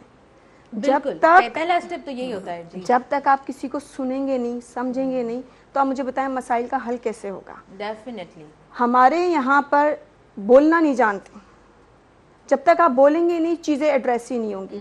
اور بولنے کے بعد جب خواتین نوکریوں میں آ جاتی ہیں نا, تو لوگوں کو وہ برداشت بھی نہیں ہوتا موسٹلی, مطلب تقریباً ہم جرنلائز کر لیتے نا, مطلب اگر آپ ورکنگ ویمن ہیں تو آپ کمائیں گی بھی, گھر کو بھی دیکھیں گی, اگر آپ نے دونوں میں سے کسی ایک سیگمنٹ کو مس کر دیا تو there will be a question mark on your personality, کہ بھائی یہ تو بس پڑھ لکھ لی ہے, انگریزی تعلیم حاصل کر رہی, تو اب تو یہ آئیڈیل بہو ہو ہی نہیں سکتی.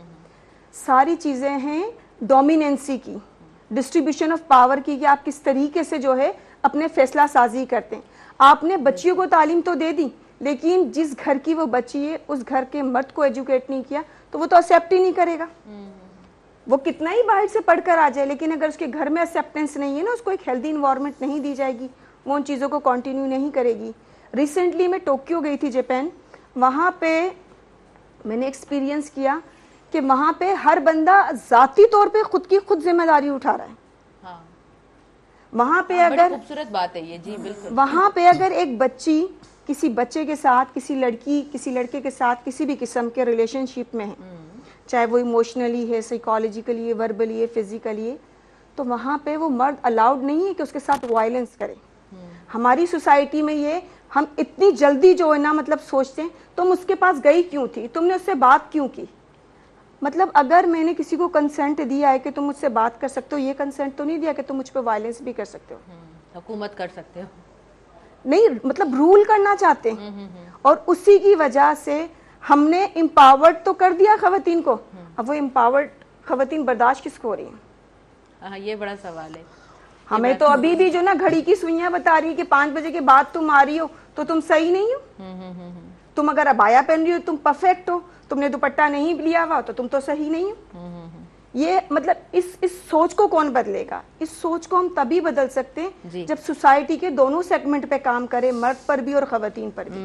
اگر آپ ایک ہی سیگمنٹ پہ کام کریں گے کہ خواتین کے ہم نے لاز بھی بنا دی, ان کے لیے کمپلینٹ سیل بنا دی, ان کے لیے سیف ہاؤس بنا دی, ان کے لیے دارالامان بنا دی, سب چیزیں بنا دی, ساتھ میں رہنے والا بندہ ہی ایجوکیٹ نہیں ہو رہا, تو پھر کیا کریں گے آپ. صحیح, بڑی خوبصورت یہ بات ہے, بڑی اچھی باتیں کی ہیں آپ نے, ॾाढियूं زبردست ॻाल्हियूं थियूं आहिनि. कुरतलन میں آپ سے یہ بھی جاننا چاہوں گی کہ کمپلین سیل ڈیلی بیسس پہ کتنے کیسز ڈسکس ہوتے ہیں. دیکھیں ہمارے پاس جی اچھا لائیو کالر, پہلے کال کی طرف چلتے ہیں. ہیلو جی, السلام علیکم. وعلیکم السلام ورحمۃ اللہ وبرکاتہ. جی तव्हांखे वेलकम चऊं था. जी हाँ, तव्हांखे वेलकम चऊं था. तव्हां पंहिंजो नालो ॿुधायो ऐं तव्हां इस्लामाबाद खां प्रोग्राम में शामिल थिया आहियो. जी जी, मुख्तियार अहमद बुगियो. जी हाँ, तव्हांखे भली कार चऊं था, छा चवणु चाहींदा. सां अगरि ॻाल्हि थी सघे त महिरबानी. हा बिल्कुलु ॻाल्हि ॿोल थी सघे थी. जी अदी ॿुधनि पयूं तव्हां सवाल कयो अदा तव्हां सवाल करे सघो था ओके ओके अॼु सां ॻाल्हि कोन थी सघंदी त सवाल त अॼु बिल्कुलु बिल्कुलु ॻाल्हि थी सघे पई सॉरी आवाज़ तव्हांजो कटिजे पियो अदी ॿुधे पई तव्हांजो आवाज़ अचे पियो तव्हां प्लीज़ सवाल कयो अॼु जंहिं टॉपिक ते ॻाल्हाए थी माशाल्लाह तमामु ख़ुशी थी ऐं इहो जेको शो ॾियणु खपे अॼु जेकॾहिं वरी चैनल ते ईंदी त काफ़ी ते शोर मिलंदो ऐं असांजे ख़ुशूसन जेको आहे बहिराड़ी में या इहो पढ़ाई जे हवाले सां अॼु माशाल्लाह तमामु माशाल्लाह हुनजो अलाह ख़ुशि करे ऐं माशाल्लाह ॾाढी ख़ुशी थी अॼु असां स्क्रीन ते चहिरो ॾिठो काफ़ी टाइम खां पोइ अॼु असां ॾिठो आहे ऐं ॾाढी ख़ुशी थींदी आहे ओके जी ओके थैंक यू तव्हां प्रोग्राम में शामिल थियो ऐं ॾाढो सुठो लॻो तव्हां जेको आहे सो प्रोग्राम ॾिसो पिया ऐं तव्हां जेको आहे सो अॼु जो जेको टॉपिक आहे मैडम मूंखे वधीक सुठो लॻे पियो त अॼु असां ॻाल्हायूं बहिराड़ी जी औरतुनि ते पिया ऐं असां वटि मर्द जेको आहे उहे शामिल थियनि पिया प्रोग्राम में त इहा हिकिड़ी सुठी साइन आहे छा चवणु चाहींदव सुठी ॻाल्हि आहे ॿुधनि पिया ऐं सम्झनि पिया असल शइ आहे बि इहा न त तव्हां सिर्फ़ु हिकिड़े न त हिकिड़े कन मां ॿुधो ॿिए मां कढी छॾियो ॿुधो ऐं उनखे सम्झो सम्झण खां पोइ उनखे अप्लाई कयो त अगरि असांजा भाइर जेके इन शइ खे सम्झनि था त यकीननि सिर्फ़ु इहा ॻाल्हि कोन्हे त इहा हिन टीवी ताईं आहे पर यकीननि इहा हिननि जे घर में बि बहितरी हूंदी बहितर ॻाल्हि उहा ई कंदो आहे जंहिंजे घर में शयूं बहितर हूंदियूं आहिनि छो जो जंहिंजे घर में थोरी बि का निगाही फिराई हूंदी न उहो न ॻाल्हाईंदो आहे या वरी विहण ते ईंदो जहिड़े ते ईंदो त इन लाइ इहा पॉज़िटिव ॻाल्हि आहे मुख़्तियार अदा तव्हांजी महिरबानी त तव्हां सुठो सोचो था ऐं तव्हां पंहिंजे पंहिंजे इलाइक़नि में अगरि हर को माण्हू पंहिंजे पंहिंजे इलाइक़े में पंहिंजो पंहिंजो कमु करे त मां सम्झां थी पई त बहितरी अची सघे थी पई ॾाढी ज़बरदस्त ॻाल्हि आहे त हर माण्हू जेकॾहिं इंडिविजुअली पंहिंजी ज़िमेदारी सम्झी वठे ऐं तमामु शयुनि खे जेकॾहिं उहो सम्झे थो ऐं जॾहिं उहो इम्प्लीमेंटेशन जी तरफ़ ईंदो त कुझु बहितरी उतां खां असांखे नज़र अचणु शुरू थींदी नाज़रीन वक़्तु थी वियो आहे न्यूज़ ब्रेक जो प्रोग्राम सां साथ मौजूदु आहे टपाल मेज़बान जो टपाल मेज़बान चाहे सिंध जी नंबर 1 चाहे वापसि खणी आई आहे पंहिंजे सारिफ़िन जे लाइ सभ खां वॾी कैंपेन ऐं कैंपेन जो तव्हां हिसो बणिजी सघो था टीवी शो में तव्हां शामिल थी सघो था ऐं खटे सघो था खोड़ सारा क़ीमती इनामात ॾिसंदा रहिजो अव्हांजो पंहिंजो प्रोग्राम सुबुह मेहरान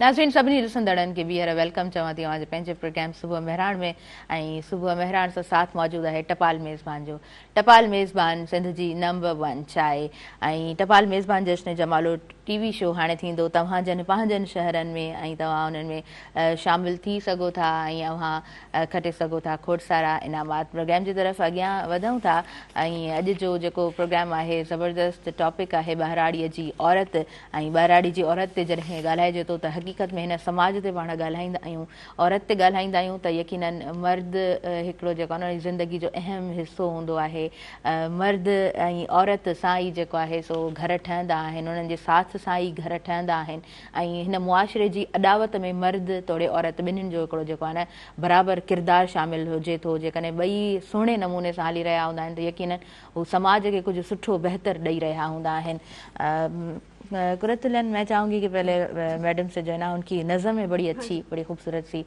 हम आपसे सुनेंगे तव्हां खां ॿुधंदासीं ऐं मैडम अव्हां जे लाइ मां हमेशह चवंदी आहियां मैडम ॾाढो ज़बरदस्त लिखंदी आहे ऐं कुझु माण्हू हूंदा आहिनि जेके मख़सूस कुझु शयुनि ते लिखंदा आहिनि ऐं कुझु माण्हू हूंदा आहिनि बियॉन्ड द लिमिट्स तव्हांखे जेका शइ सुठी लॻे थी जेका शइ तव्हां ॾिसी रहिया आहियो पंहिंजी सोसाइटी में हुन ते तव्हां लिखो था जी प्लीज़ अॼु 15 अक्टूबर आहे ॻोठाणी औरतुनि जो आलमी ॾींहुं आहे त उन हिसाब सां ई हिकु नज़म आहे जी ओ सादी ओ सांवरी हा ओ सादी ओ सांवरी ओ सिंधियाणी वाह वाह सिर्फ़ु तुंहिंजो न बल्कि सॼी दुनिया में तो जहिड़ी हर औरत जो 363 ॾींहं खां पोइ हिकु ॾींहुं मल्हाइजे थो ज़बरदस्त किथे वॾा भाषण ॾिना पिया वञनि किथे मञता ॾियण लाइ एवॉर्ड ठाहिया विया आहिनि किथे शानदार लफ़्ज़नि में जकड़ियल शील्डूं ऐं तमगा विरहाया वेंदा किथे तुंहिंजे राहुनि खे दगनि खे रोशन करण लाइ ॾीया ॿारे जोत जलाइण जी कोशिशि कई वेंदी बिन्हे वॾा वॾा लक़ब बि तो जहिड़नि खे नवाज़िया वेंदा रोडनि ऐं स्टेजनि ते तुंहिंजे हक़नि लाइ नाच गाना ऐं नारा बि ज़माने खे ॿुधाया वेंदा। बिल्कुलु ज़बरदस्त। सरे आम सरे शाम तुंहिंजे वजूद लाइ मीर अक़सम सभु मीर अक़सम लॻा पिया हूंदा। तुंहिंजी आज़ादी जी आड़ में कई फंड हड़प कया वेंदा। तुंहिंजी तालीम हैसियत ऐं क़दुरु क़ीमत जे नाले ते सवें कागर कारा कया वेंदा। बिल्कुलु। तुंहिंजे ॻोढ़नि जी, तुंहिंजी बेवसी जी, तुंहिंजी मजबूरियुनि जी, तुंहिंजी अणॼाणाईअ जी, तुंहिंजी अॿोझाईअ जी, तुंहिंजी रीतुनि रस्मुनि जी, तुंहिंजे हीणनि हालनि जी हिकु तस्वीर, हिकु तसवुर, हिकु तहरीर ठाहो की ठाहे समाज आॾो आणे, पाण खे मज़लूमनि जो अॻवान सॾाए तुंहिंजे जज़्बनि सां रांदि खेॾी वेंदी। तुंहिंजे शऊर ऐं आज़ादी लाइ करोड़े रुपया वरिता वेंदा ऐं पोइ उन में तुंहिंजी सफलता लाइ कुझु बि न हूंदो।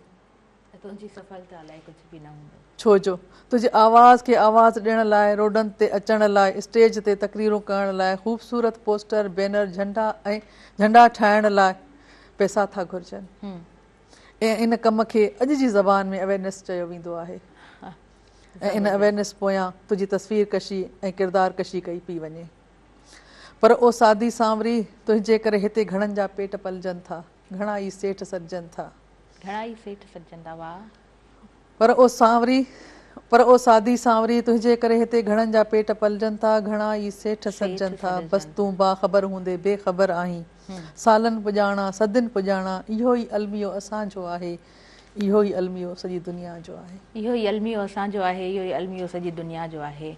ज़बरदस्त ज़बरदस्त। अच्छा मैडम, जॾहिं हिन अलमीअ जी ॻाल्हि कंदा आहियूं ऐं जीअं कुरतुलैन बि चयो त असां जेका न ॻाल्हाए त रहिया हूंदा आहियूं, पर वॾी वॾी होटल्स में ॻाल्हाए रहिया हूंदा आहियूं, AC वारनि रूम्स में ॻाल्हाए रहिया हूंदा आहियूं, उते उहा औरत मौजूदु न हूंदी आहे। इते इहा तब्दीली भला कॾहिं ॾिसंदासीं? ईअं न आहे, सफ़ा ईअं न आहे। Okay okay. मां जिते जिते रही आहियां, असां ॻोठाणे औरतुनि खे ॿाहिरि मुल्क बि वठी विया आहियूं, इस्लामाबाद, लाहौर। हा ज़रूरु, कुझु प्रोजेक्ट्स अचनि था इन तरह जा बि, नो डाउट। कराची, हैदराबाद, अगरि दादू में आहे, मिठी में आहे, त उतां जी बेस्ट रहाइश कहिड़ी आहे, या उतां जा जेके सुठा हाल आहिनि उहे आहिनि, जिमखाना या जेके बि ॿिया हाल आहिनि, त असां उन्हनि खे उन हालनि में उहे ट्रेनिंग्स, उहे मीटिंग्स करायूं आहिनि, उन्हनि खे शामिलु कयो आहे ऐं उन्हनि खे उहो ई खाधो खारायो आहे जेको सभिनी महिमान लाइ हूंदो आहे। हा, बाक़ी इहो आहे त उन सेमिनार खां निकिरण खां पोइ छा थो थिए पियो, इहो क्वेश्चन मार्क आहे। त उहा तब्दीली नथी अचे जेके उहे उन हाल में, जेको मूं हिते बि चयो आहे त वॾा वॾा भाषण त ॾियूं था, उहे औरतूं बि ॿुधनि थियूं, उन्हनि औरतुनि ताईं उहे भाषण पुॼनि था, न्यूज़पेपर जी सूरत में पुॼनि था पिया, स्पीच जी सूरत में पुॼनि था पिया, ब्रोशर जी सूरत में पुॼनि था पिया, कैलेंडर जी सूरत में पुॼनि था पिया, उहे ॾिसनि थियूं, तस्वीरूं बि अचनि थियूं, न्यूज़पेपर में बि जेको इदारे जो न्यूज़पेपर हूंदो आहे उन में बि अचनि था। पर उन जो उहो आउटपुट नथो मिले जेतिरो उहो ख़र्च कयो वियो, जेतिरो उते ॻाल्हियूं कयूं वयूं, जे अंदाज़ में उहे नारा हया विया त हाणे तब्दीली लाज़मी आहे, पर उहा तब्दीली उहे नथी अचे जीअं असां चऊं था। स्लोली अचे थी। जेकॾहिं ॻोठ में 400 माण्हू आहिनि त 400 मां 2 माण्हुनि खे या 5 माण्हुनि में उहा तब्दीली अचे थी, त मां नथी सम्झां त 5 माण्हू तब्दील थी विया त सॼो ॻोठु तब्दील थी वियो। असां वटि सभ खां वॾो मर्ज़ु ॿियो बि आहे त जेको पढ़ी थो पए, जेको तब्दील थो थी वञे न, उहो ॻोठु छॾियल थो वञे, ॻोठु उते जो उते मोस्टली माण्हू निकिरियो वञे, मोस्टली ईअं थो थिए पियो। ठीकु आहे, त हाणे ज़ाहिर आहे जिते पढ़िया, जिते तकलीफ़ूं ॾिठियूं, उहो त उते ई आहे, उहो त उन ॻोठु उन तकलीफ़ुनि में आहे। उहो माण्हू निकिरी वियो, उहो शहर मां निकिरी वियो, सूबे मां निकिरी वियो, मुल्क मां निकिरी वियो, अलाए किथे वञी वेठो। हुननि जी पंहिंजी डेवलपमेंट थी वई, 100 मां 5 माण्हुनि जी त डेवलपमेंट थी वई, त बाक़ी 95 माण्हू त उन साॻी कंडीशन में आहिनि। त मां उहो वरी जेको चवंदी आहियां त जेकॾहिं तब्दीली आणी आहे त ॻोठ में आणियो। हिकिड़ी मां रिपोर्ट पढ़ी हुई मलेशिया ऐं कुझु ॿियनि मुल्कनि जी, हू चवनि था माण्हू चङा भला माण्हू चए असां ॻोठ में रहूं था। मूं पुछो था ॻोठ में किथां था रहो पिया? चई हीउ ॻोठ आहे। मां चयो तव्हां ॻोठु चओ कंहिंखे था? चई जिते यूनिवर्सिटी कोन्हे उहो ॻोठु आहे। हाणे तव्हां अंदाज़ो लॻायो, हाणे उहो हिकिड़ो हुननि जो शहर आहे जिते हाई स्कूल बि आहे, कॉलेज बि आहे, पर हुते यूनिवर्सिटी कोन्हे, इन करे उहो ॻोठु आहे। यूनिवर्सिटी तालीम न आहे, माना इहो ॻोठु आहे, त हाणे असांखे शहर वञिणो पवंदो। ऐं असां वटि हाई स्कूल ई कोन्हनि के, असां वटि प्राइमरी स्कूल कोन्हनि, जे आहिनि त जेका सूरत हाल पाण डिस्कस करे चुका आहियूं, त अहिड़ी कंडीशन में आहिनि जो असांखे उहा तालीम नथी मिले पई। त असां त माना असां इन्हनि माण्हुनि खां, इन्हनि ॻोठनि खां, जेके दुनिया जा ॻोठ आहिनि, उन खां त असां इलाही पहुती आहियूं, सफ़ा बैकवर्ड में पिया वञूं। त उन बैकवर्ड जेको आहे उन में असां पंहिंजे वसीलनि में वेही करे उन्हनि खे बहितर करे सघूं था, पर सभई हुजनि, कि हिकिड़े जे वस जी ॻाल्हि न आहे. हा, हिकु माण्हू नथो करे सघे, हिकु माण्हू हिकु इदारो नथो करे सघे. गवर्नमेंट बि आहे, टीचर्स बि आहिनि, वालदेन बि आहिनि, इदारा बि आहिनि, फंडिंग एजेंसीज़ बि आहिनि. जॾहिं सभु मिली करे कमु कंदा, प्रायोरिटी ॾींदा त पोइ ई कुझु बहितरी ॿी ॻाल्हि पुछाणो. ॿार स्कूल न आयो, अॻु में सुठो नंढे हूंदे को ॿार स्कूल न वेंदो न त टीचर 4 छोकिरा मोकिलींदो त वञी वठी अचो.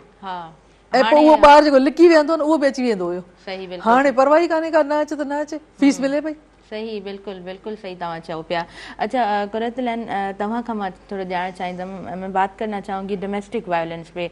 अॼु बहिराड़ी जी औरत जो ॾींहुं आहे ऐं इहे तमामु इशूज़ शहर में घटि ॾिसण जे लाइ मिलंदा आहिनि, पर डोमेस्टिक वायलेंस जा घणा केसिस ॻोठनि मां असांखे मिली रहिया हूंदा आहिनि. जी ताहिरा, मुख्तलिफ़ चीज़ों को मुख्तलिफ़ तरीके से देखा जाता है, क्योंकि मैं माहिर नफ्सियात हूँ. तो मुझे ऐसा लगता है कोई भी खातून है, उसके लिए जो सबसे बड़ी चीज़ है ना, वो मस्बत रवैया है. बिल्कुल ठीक है. आप में अगर नाउमीदी हो गई ना, तो मुझे नहीं लगता कि आप इस सोसाइटी में सरवाइव कर सकते हैं. जी देखिए, हमारी सोसाइटी के अंदर हर तरीके के लोग मिलेंगे. अगर हम ये कहते हैं कि शहर में रहने वाले लोग ज़्यादा अच्छे तरीके से रह रहे हैं या गांव में रहने वाले लोग अच्छे तरीके से नहीं रह रहे, ये डिपेंड करता है पर्सन टू पर्सन. हम बात करते हैं कि वायलेंस जो है गांव में ज़्यादा हो रहा है या शहर में हो रहा है. वायलेंस ना पूरी दुनिया में ही हो रहा है. इससे ना कोई मतलब जेंडर बचा हुआ है, चाहे वो ट्रांसजेंडर हो या बच्चा हो या खातून हो या मर्द हो. वायलेंस का शिकार हर कोई है. ये एक ग्लोबली जो है ना रिकग्नाइज हो चुका है कि तशद्दुद किया जा रहा है, लेकिन उस तशद्दुद को एक्सेप्ट नहीं किया जाता.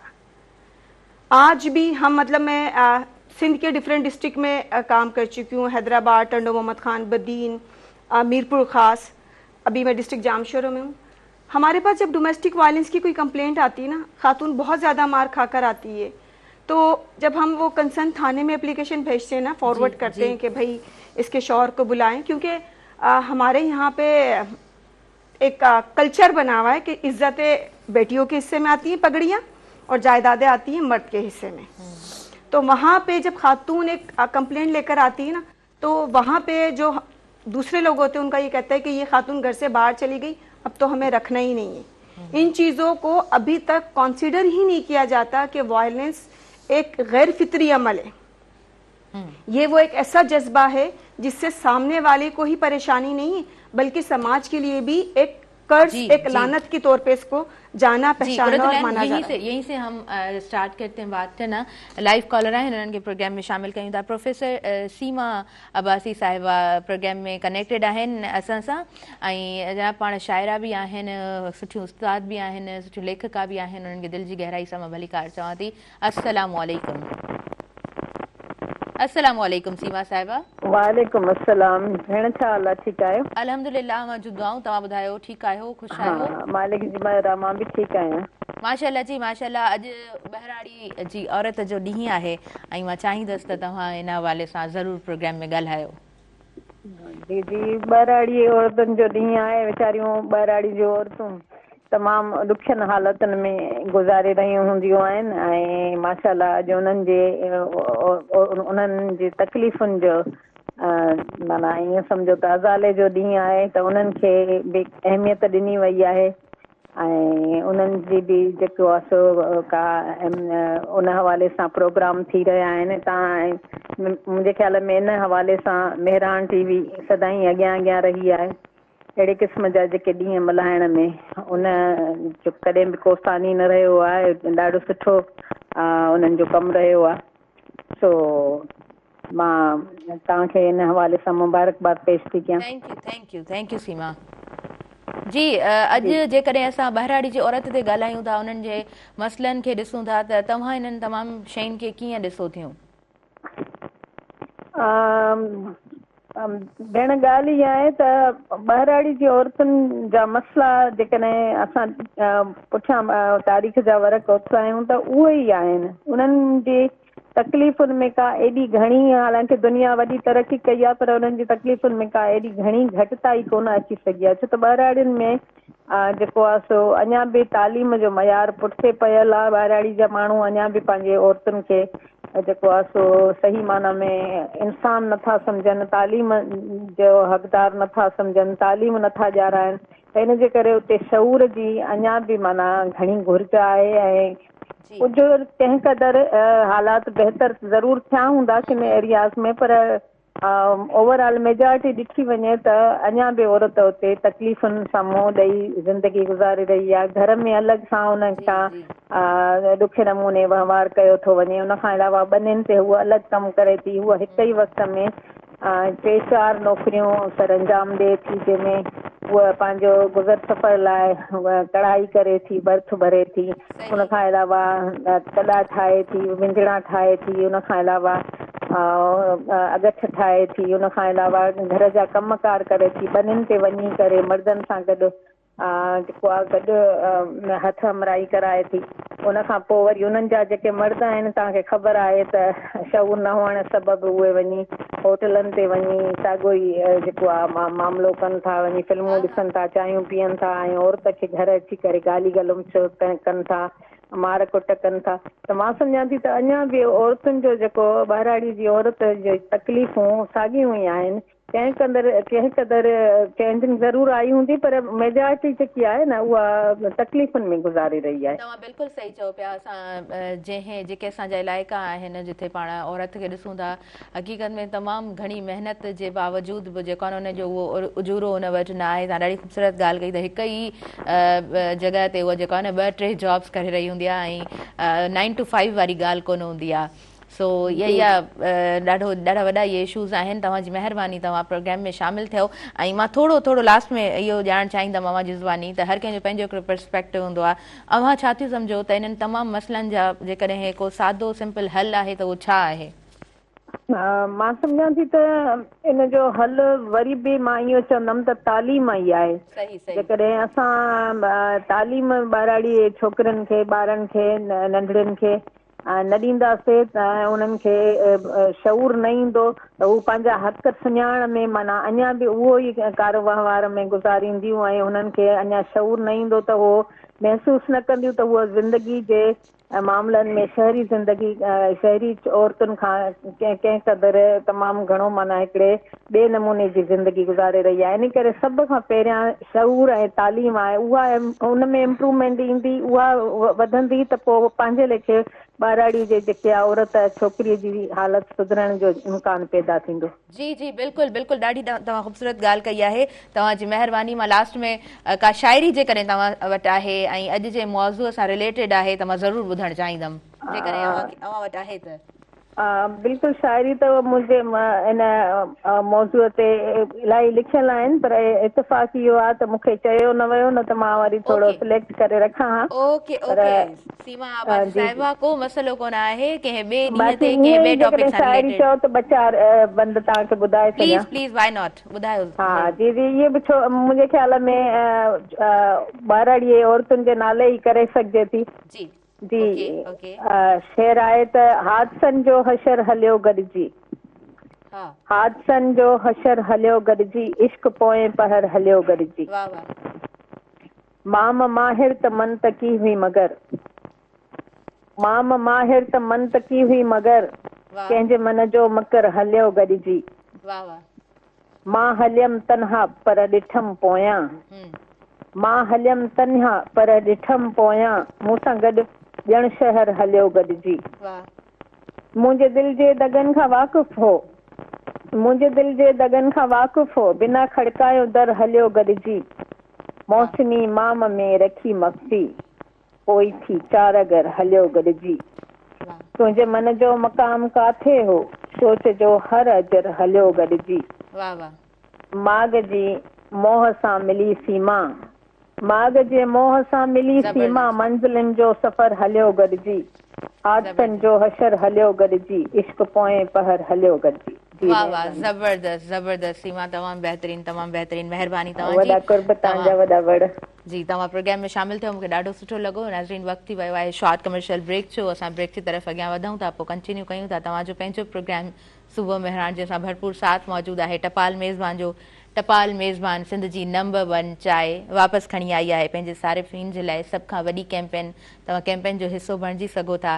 टीवी गेम शो टपाल मेज़बान में तव्हां उन में जॉइन करे सघो था ऐं खटे सघो था खोड़ सारा क़ीमती इनामात। ॾिसंदा रहिजो सुबुह मेहरान।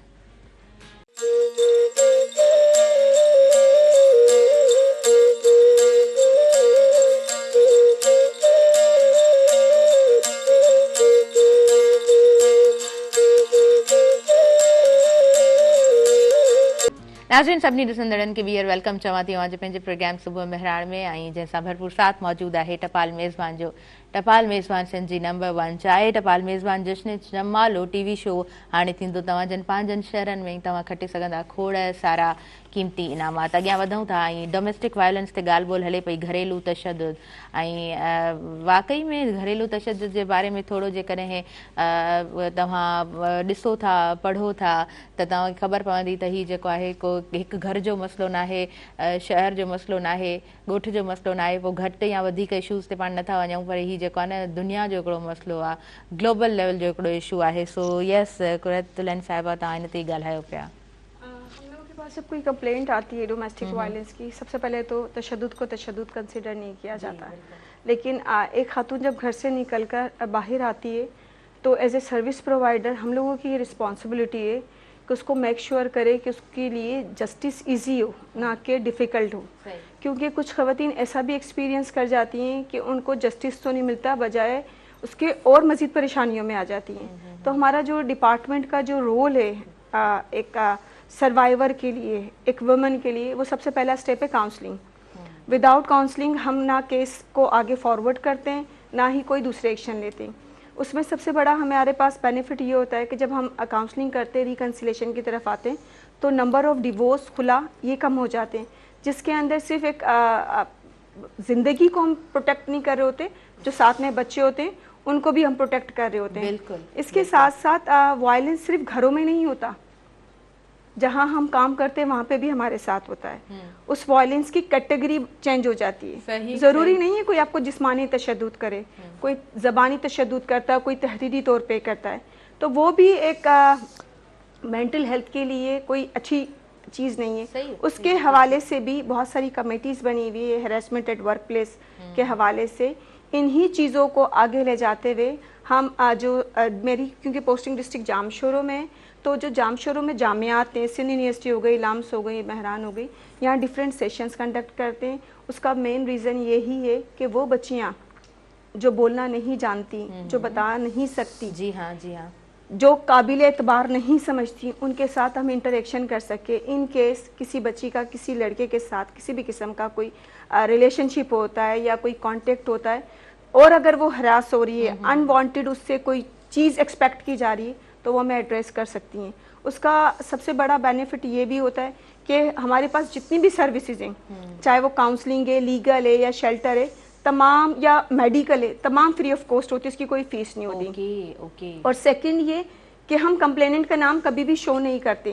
हमारे पास जो टोल फ्री हेल्पलाइन है 1094, वहाँ से भी हम कंप्लेंट रिसीव करते हैं। हमारे 1094 जी हाँ, ये पूरे मतलब सिंध के अंदर टोल फ्री नंबर है विमेन डेवलपमेंट डिपार्टमेंट का।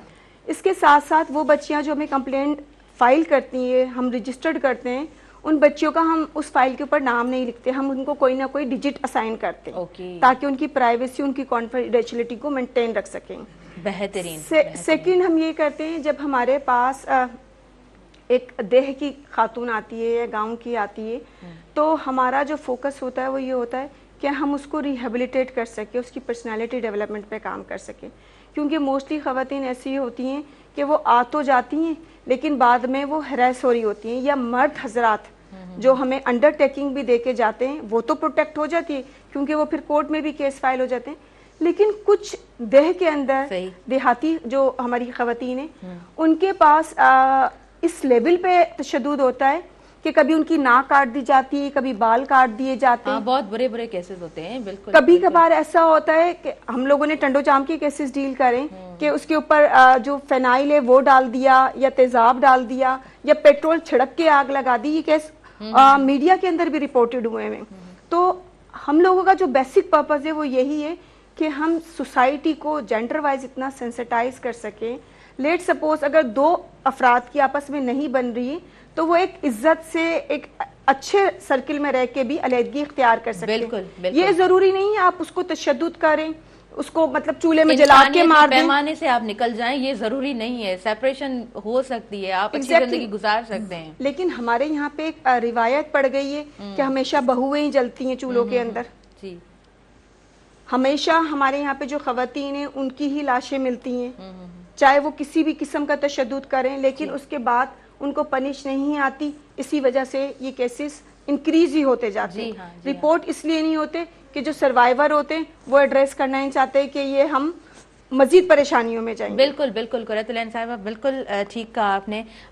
कुछ शयुनि जा जेके न सॉल्यूशंस ॾाढा सिंपल हूंदा आहिनि, असांजे साम्हूं मौजूदु हूंदा आहिनि, पर पोइ गैरत जा मामला, इज़त जा मामला, ख़ानदानी मामला, त इन्हनि सभिनीनि शयुनि जे विच में जॾहिं उहे शयूं अची थियूं वञनि, उहो इंसानु अची थो वञे, उहे मामला अची था वञनि, त पोइ शयूं ॾाढियूं ख़राबु थींदे नज़र ईंदियूं आहिनि। ऐं केसिस नो डाउट केसिस इन तरह हूंदा आहिनि। मां न्यूज़ डिपार्टमेंट में वेंदी आहियां, कॾहिं कॾहिं का न्यूज़ इन तरह जी हूंदी आहे, सच पुछो त उहा जेको आहे न ॾाढो दुख जो बाहिस त बणिजंदी आहे, पर उहे शयूं ज़हन तां बि कोन हटंदियूं आहिनि। हिकु नॉर्मल माण्हू जे ज़हन तां कोन हटंदियूं आहिनि। त सोचण जी ॻाल्हि आहे जिते थिए पियो, जेके माण्हू हुन जे क़रीब आहिनि, जेके छोकिरियूं, जेके नियाणियूं उन्हनि जी फैमिलीज़ जूं आहिनि, उन्हनि जे ज़हननि ते केॾा असर हूंदा। उन औरत जी त ॻाल्हि नथा कयूं जंहिंसां थिए पियो, पर उनजे आस पास जेके नियाणियूं आहिनि, जेके ॿार आहिनि, उन्हनि जी ज़िंदगी ते केॾा वॾा असर पवंदा हूंदा, जेके शायदि सॼी ज़िंदगी उन्हनि सां उन्हनि जा ट्रॉमा उहे शयूं गॾु हलंदियूं ई हूंदियूं।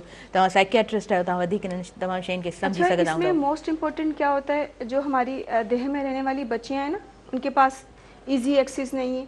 अगर लेट सपोज वो बच्ची किसी लड़के से फ़ोन पे राब्ते में जाती है और वो घर से निकल कर बाहर आके कोर्ट मैरिज कर लेती है, सम टाइम ऐसा होता है निकाह के बाद वो लड़का भी एक्सेप्ट नहीं कर रहा होता है, ना वो फैमिली एक्सेप्ट कर रही होती है। इन केसेस में जब वो बच्ची दारुल अमान आती है, सेफ हाउस आती है, आप यकीन करें उस बंदी को पता ही नहीं होता कि उसके साथ हो क्या रहा है। और कभी कभार लोगों को पता नहीं होता कि इदारे हैं, इदारे उनके हुकूक के लिए काम कर रहे हैं या उनको फ्री ऑफ कॉस्ट सारी सहूलियात मैसर है। कुछ बच्चियां आउट ऑफ प्रोविंस भी चली जाती हैं, जहाँ पे हमें मालूम भी नहीं होता, ना उनकी फैमिलीज को, नो डाउट फैमिलीज को ही नहीं मालूम कि उनकी बच्चियां हैं कहाँ। सबसे पहले तो वो उनकी सिम निकलवा के फेंक देते हैं, राब्ता खत्म करवा देते हैं। कुछ बच्चियों को दूसरे मकासद के लिए इस्तेमाल किया जाता है। बिल्कुल कुरतुलैन, बिल्कुल ये तमाम इशूज़ आहिनि जेके असांजी सोसाइटी में थोरो गैप अची वेंदो आहे, पर असांखे को न को अहिड़ो वरी केस मिलंदो आहे जिते जेको आहे न असां हैरान रहिजी वेंदा आहियूं त अच्छा इन तरह जा बि केसिस थी रहिया हूंदा आहिनि। हुमेरा साहिबा, असां जेकॾहिं थोरो सोल्यूशन्स जी तरफ़ वञूं था त हिकिड़ी शइ त आहे, उहा आहे तालीम। जेकॾहिं तालीम सुठे अंदाज़ में ॾिनी वञे थी, घर जो माहौल ऐं बाद में जेको आहे न सोसाइटी ईंदी आहे, घर जे माहौल खे कीअं सुहिणो बणाइजे। छो त जॾहिं असां तालीम जी ॻाल्हि कंदा आहियूं, असां तरबियत जी ॻाल्हि कंदा आहियूं, ऐं तरबियत जेकॾहिं बहितरीन अंदाज़ में मिलंदी आहे त उहा पहिरीं घरां मिलंदी आहे। प्लीज़ ज़ाहिर आहे जेकॾहिं असां 50 साल या 60 साल या 100 साल पोइ ते वञूं, न तालीम हुई न शऊर हुयो, पर उहो ॻोठनि में तरबियत हुई, सही एहतराम हुयो, बिल्कुलु ठीकु, एहसास बि हुयो। इहे कारोकारी जा केस एतिरा कोन हुआ जेतिरा हाणे था थियनि पिया। पोइ हिस्ट्री इन खां अॻे पोइ ते खणी वञूं त असांखे इलाही मुहज़िब माहौल मिले थो पियो, इलाही एहतराम वारो माहौल मिले थो। जिते न्याणी हूंदी हुई उते नंढा वॾा सभु एहतराम कंदा हुआ। न्याणी खे जेको 7 क़ुरान जो दर्जो मिलियो, इहो उतां ॻोठनि मां मिलियो, कोई हितां शहरनि मां कोन मिलियो आहे। ठीकु आहे, त असांजे माण्हुनि में शऊर हुयो। पोइ जीअं जीअं दुनिया तब्दील थी आहे, जीअं जीअं हालतूं तब्दील थियूं आहिनि, असांजी रवैया तब्दील थिया आहिनि, त असां छा चवंदा आहिनि अपिया निकिरी विया आहियूं। जॾहिं पंहिंजे पंहिंजे पाण मां निकिरो था न, त पोइ ॿियो माण्हू ज़िम्मेवार नथो थी सघे। माण्हू पाण ज़िम्मेवार आहे। जेके तव्हांखे तालीम मिली आहे, त तालीम तव्हांखे इन लाइ मिली आहे त तव्हां न सिर्फ़ु पंहिंजो पाण खे सुधारियो, पर पंहिंजे घर खे बि सुधारियो। तव्हां पंहिंजूं हदूं बि सुञाणो, सही हद में रहो। ईअं न त तव्हां हदूं टपी वञो ऐं पोइ चओ त बाबा हीउ पढ़ी पियो। असां वटि हिकिड़ो इहो इल्ज़ाम आहे, छोकिरी पढ़ियल आहे, हीअ ईअं छो थी ॻाल्हाए, इहा पढ़ियल आहे, उनखे नेगेटिव वरितो वञे थो पियो। ठीकु आहे, पर जेकॾहिं उहा छोकिरी पाण बि सोचे त मां पढ़ियल आहियां ऐं उनखे मां पॉज़िटिव वे में उन तालीम खे पंहिंजे घर ताईं, पंहिंजे पाड़े ताईं, दोस्तनि ताईं, सभिनि ताईं मिलायां, त मां सम्झां थी त कंहिं मसइले जी ज़रूरत ई कान्हे का। न ई वरी कंहिं अहिड़ा अॻे इहे इदारा हुआ छा? अॻे इहे प्राइमरी स्कूल बि एकड़ बेकड़ हुआ। जॾहिं मुंहिंजो ॾाॾा रेवेन्यू में सुपरवाइज़र हुयो, ठीकु आहे, त उहो माना पनवाकिल जा 15-16 माण्हू हूंदा जेके पढ़ियल लिखियल हूंदा, उन में मुंहिंजो ॾाढो बि हुयो, ठीकु, पर उहे बाशऊर आहे सभई। मां मूंखे चङी तरह यादि आहे, मां नंढड़ी आहियां त जेके ॾाॾा जा दोस्त हूंदा हुआ उथी बि अदरबा कंदा त न्याणी आई आहे, हालांकि किथे हू ॾाॾा ऐं किथे मां, न मूंखे यादि आहे अॼु ताईं। ऐं हाणे केरु आहे, हाणे इलाही माण्हू उथनि ई कोन था, सीट ई कोन था ॾियनि पिया। तव्हां मीटिंगुनि में वञो त इलाही के मर्द उथनि था, के नथा उथनि, ठीकु आहे, इहा ॻोठनि जी ॻाल्हि कोन्हे, शहरनि में बि ईअं आहे।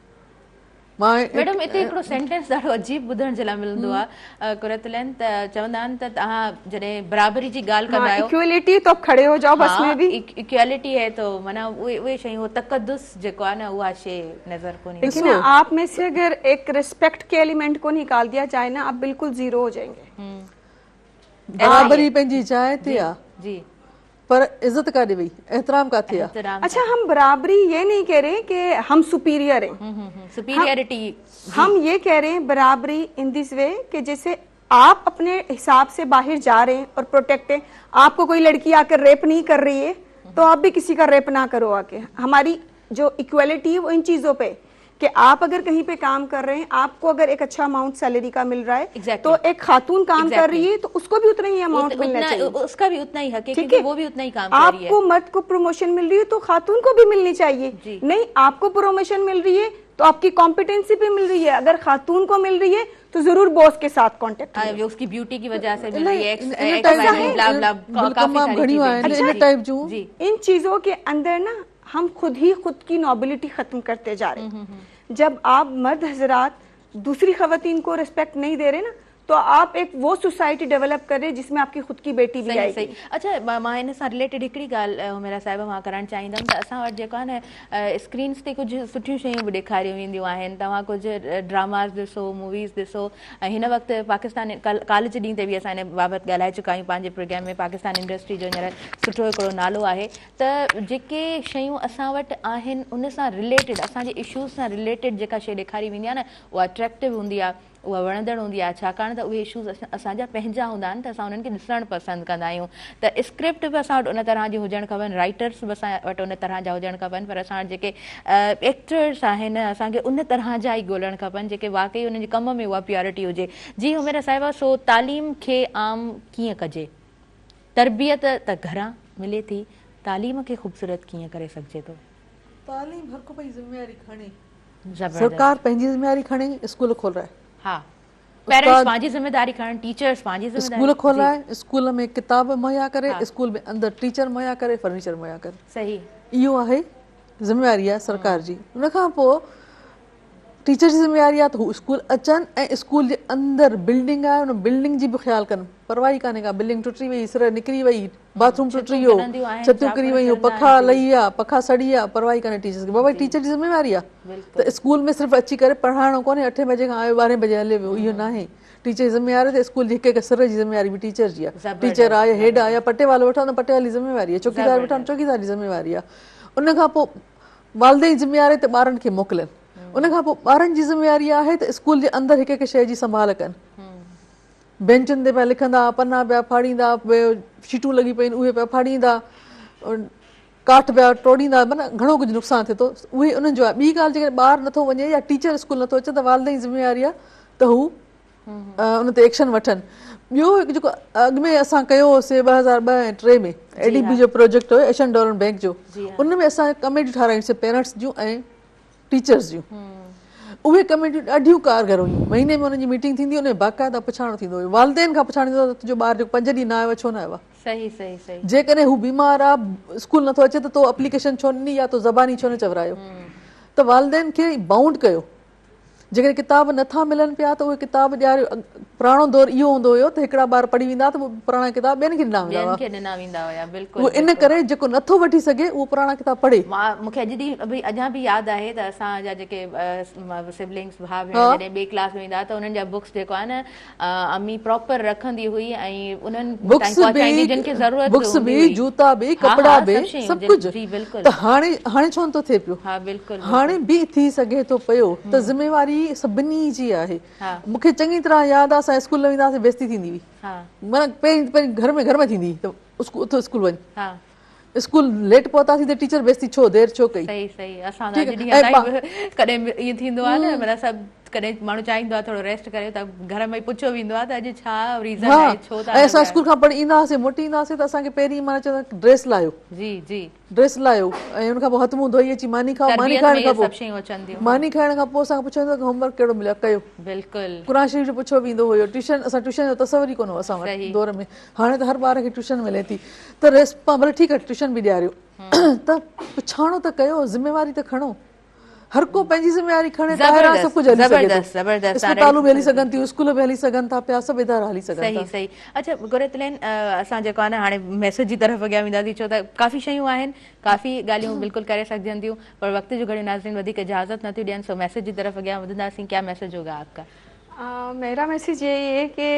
जिन आँखों में ख्वाब होते हैं वहाँ तशद्दुद नहीं होता और जहाँ तशद्दुद होता है वहाँ ख्वाब नहीं होता ख्वाब नहीं होते बड़ा खूबसूरत सा आपका मैसेज है आके कैसा लगा गुरतलेन मुझे बहुत अच्छा लगा मैं हमेशा से मेहरान टीवी के प्रोग्राम्स अटेंड करती हूँ और मुझे ऐसा लगता है ये जो एक सदका जारिया आप लोग कर रहे हैं जो ख़वातीन को अवेयरनेस दे रहे हैं फ्री ऑफ कॉस्ट एक उनकी लोकल ज़बान के अंदर मुझे लगता है कि कहीं ना कहीं तारीख में आप लोगों का भी एक किरदार रहेगा कि आपने भी इन ख़वातीन के लिए सोचा इनके लिए काम किया कहते हैं ना कि तुम बोलोगी लब खोलोगी तभी तो ज़माना बदलेगा वाह वाह ज़बरदस्त तो जहाँ तक आप लोग अपना किरदार अदा कर रहे हैं ये काबिल सताइश है कि आप उन ख़वातीन को सोच रहे हैं कि वो भी हमारी तरीके से सोसाइटी के अंदर एक मस्बत किरदार अदा करें और वो भी उसी तरीके से जानी पहचानी और मानी जानी जाएं जिस तरीके से हम ख़वातीन हैं ज़बरदस्त thank you so much for your valuable time आपने हमें टाइम दिया बड़ा अच्छा लगा ऐं ॾाढो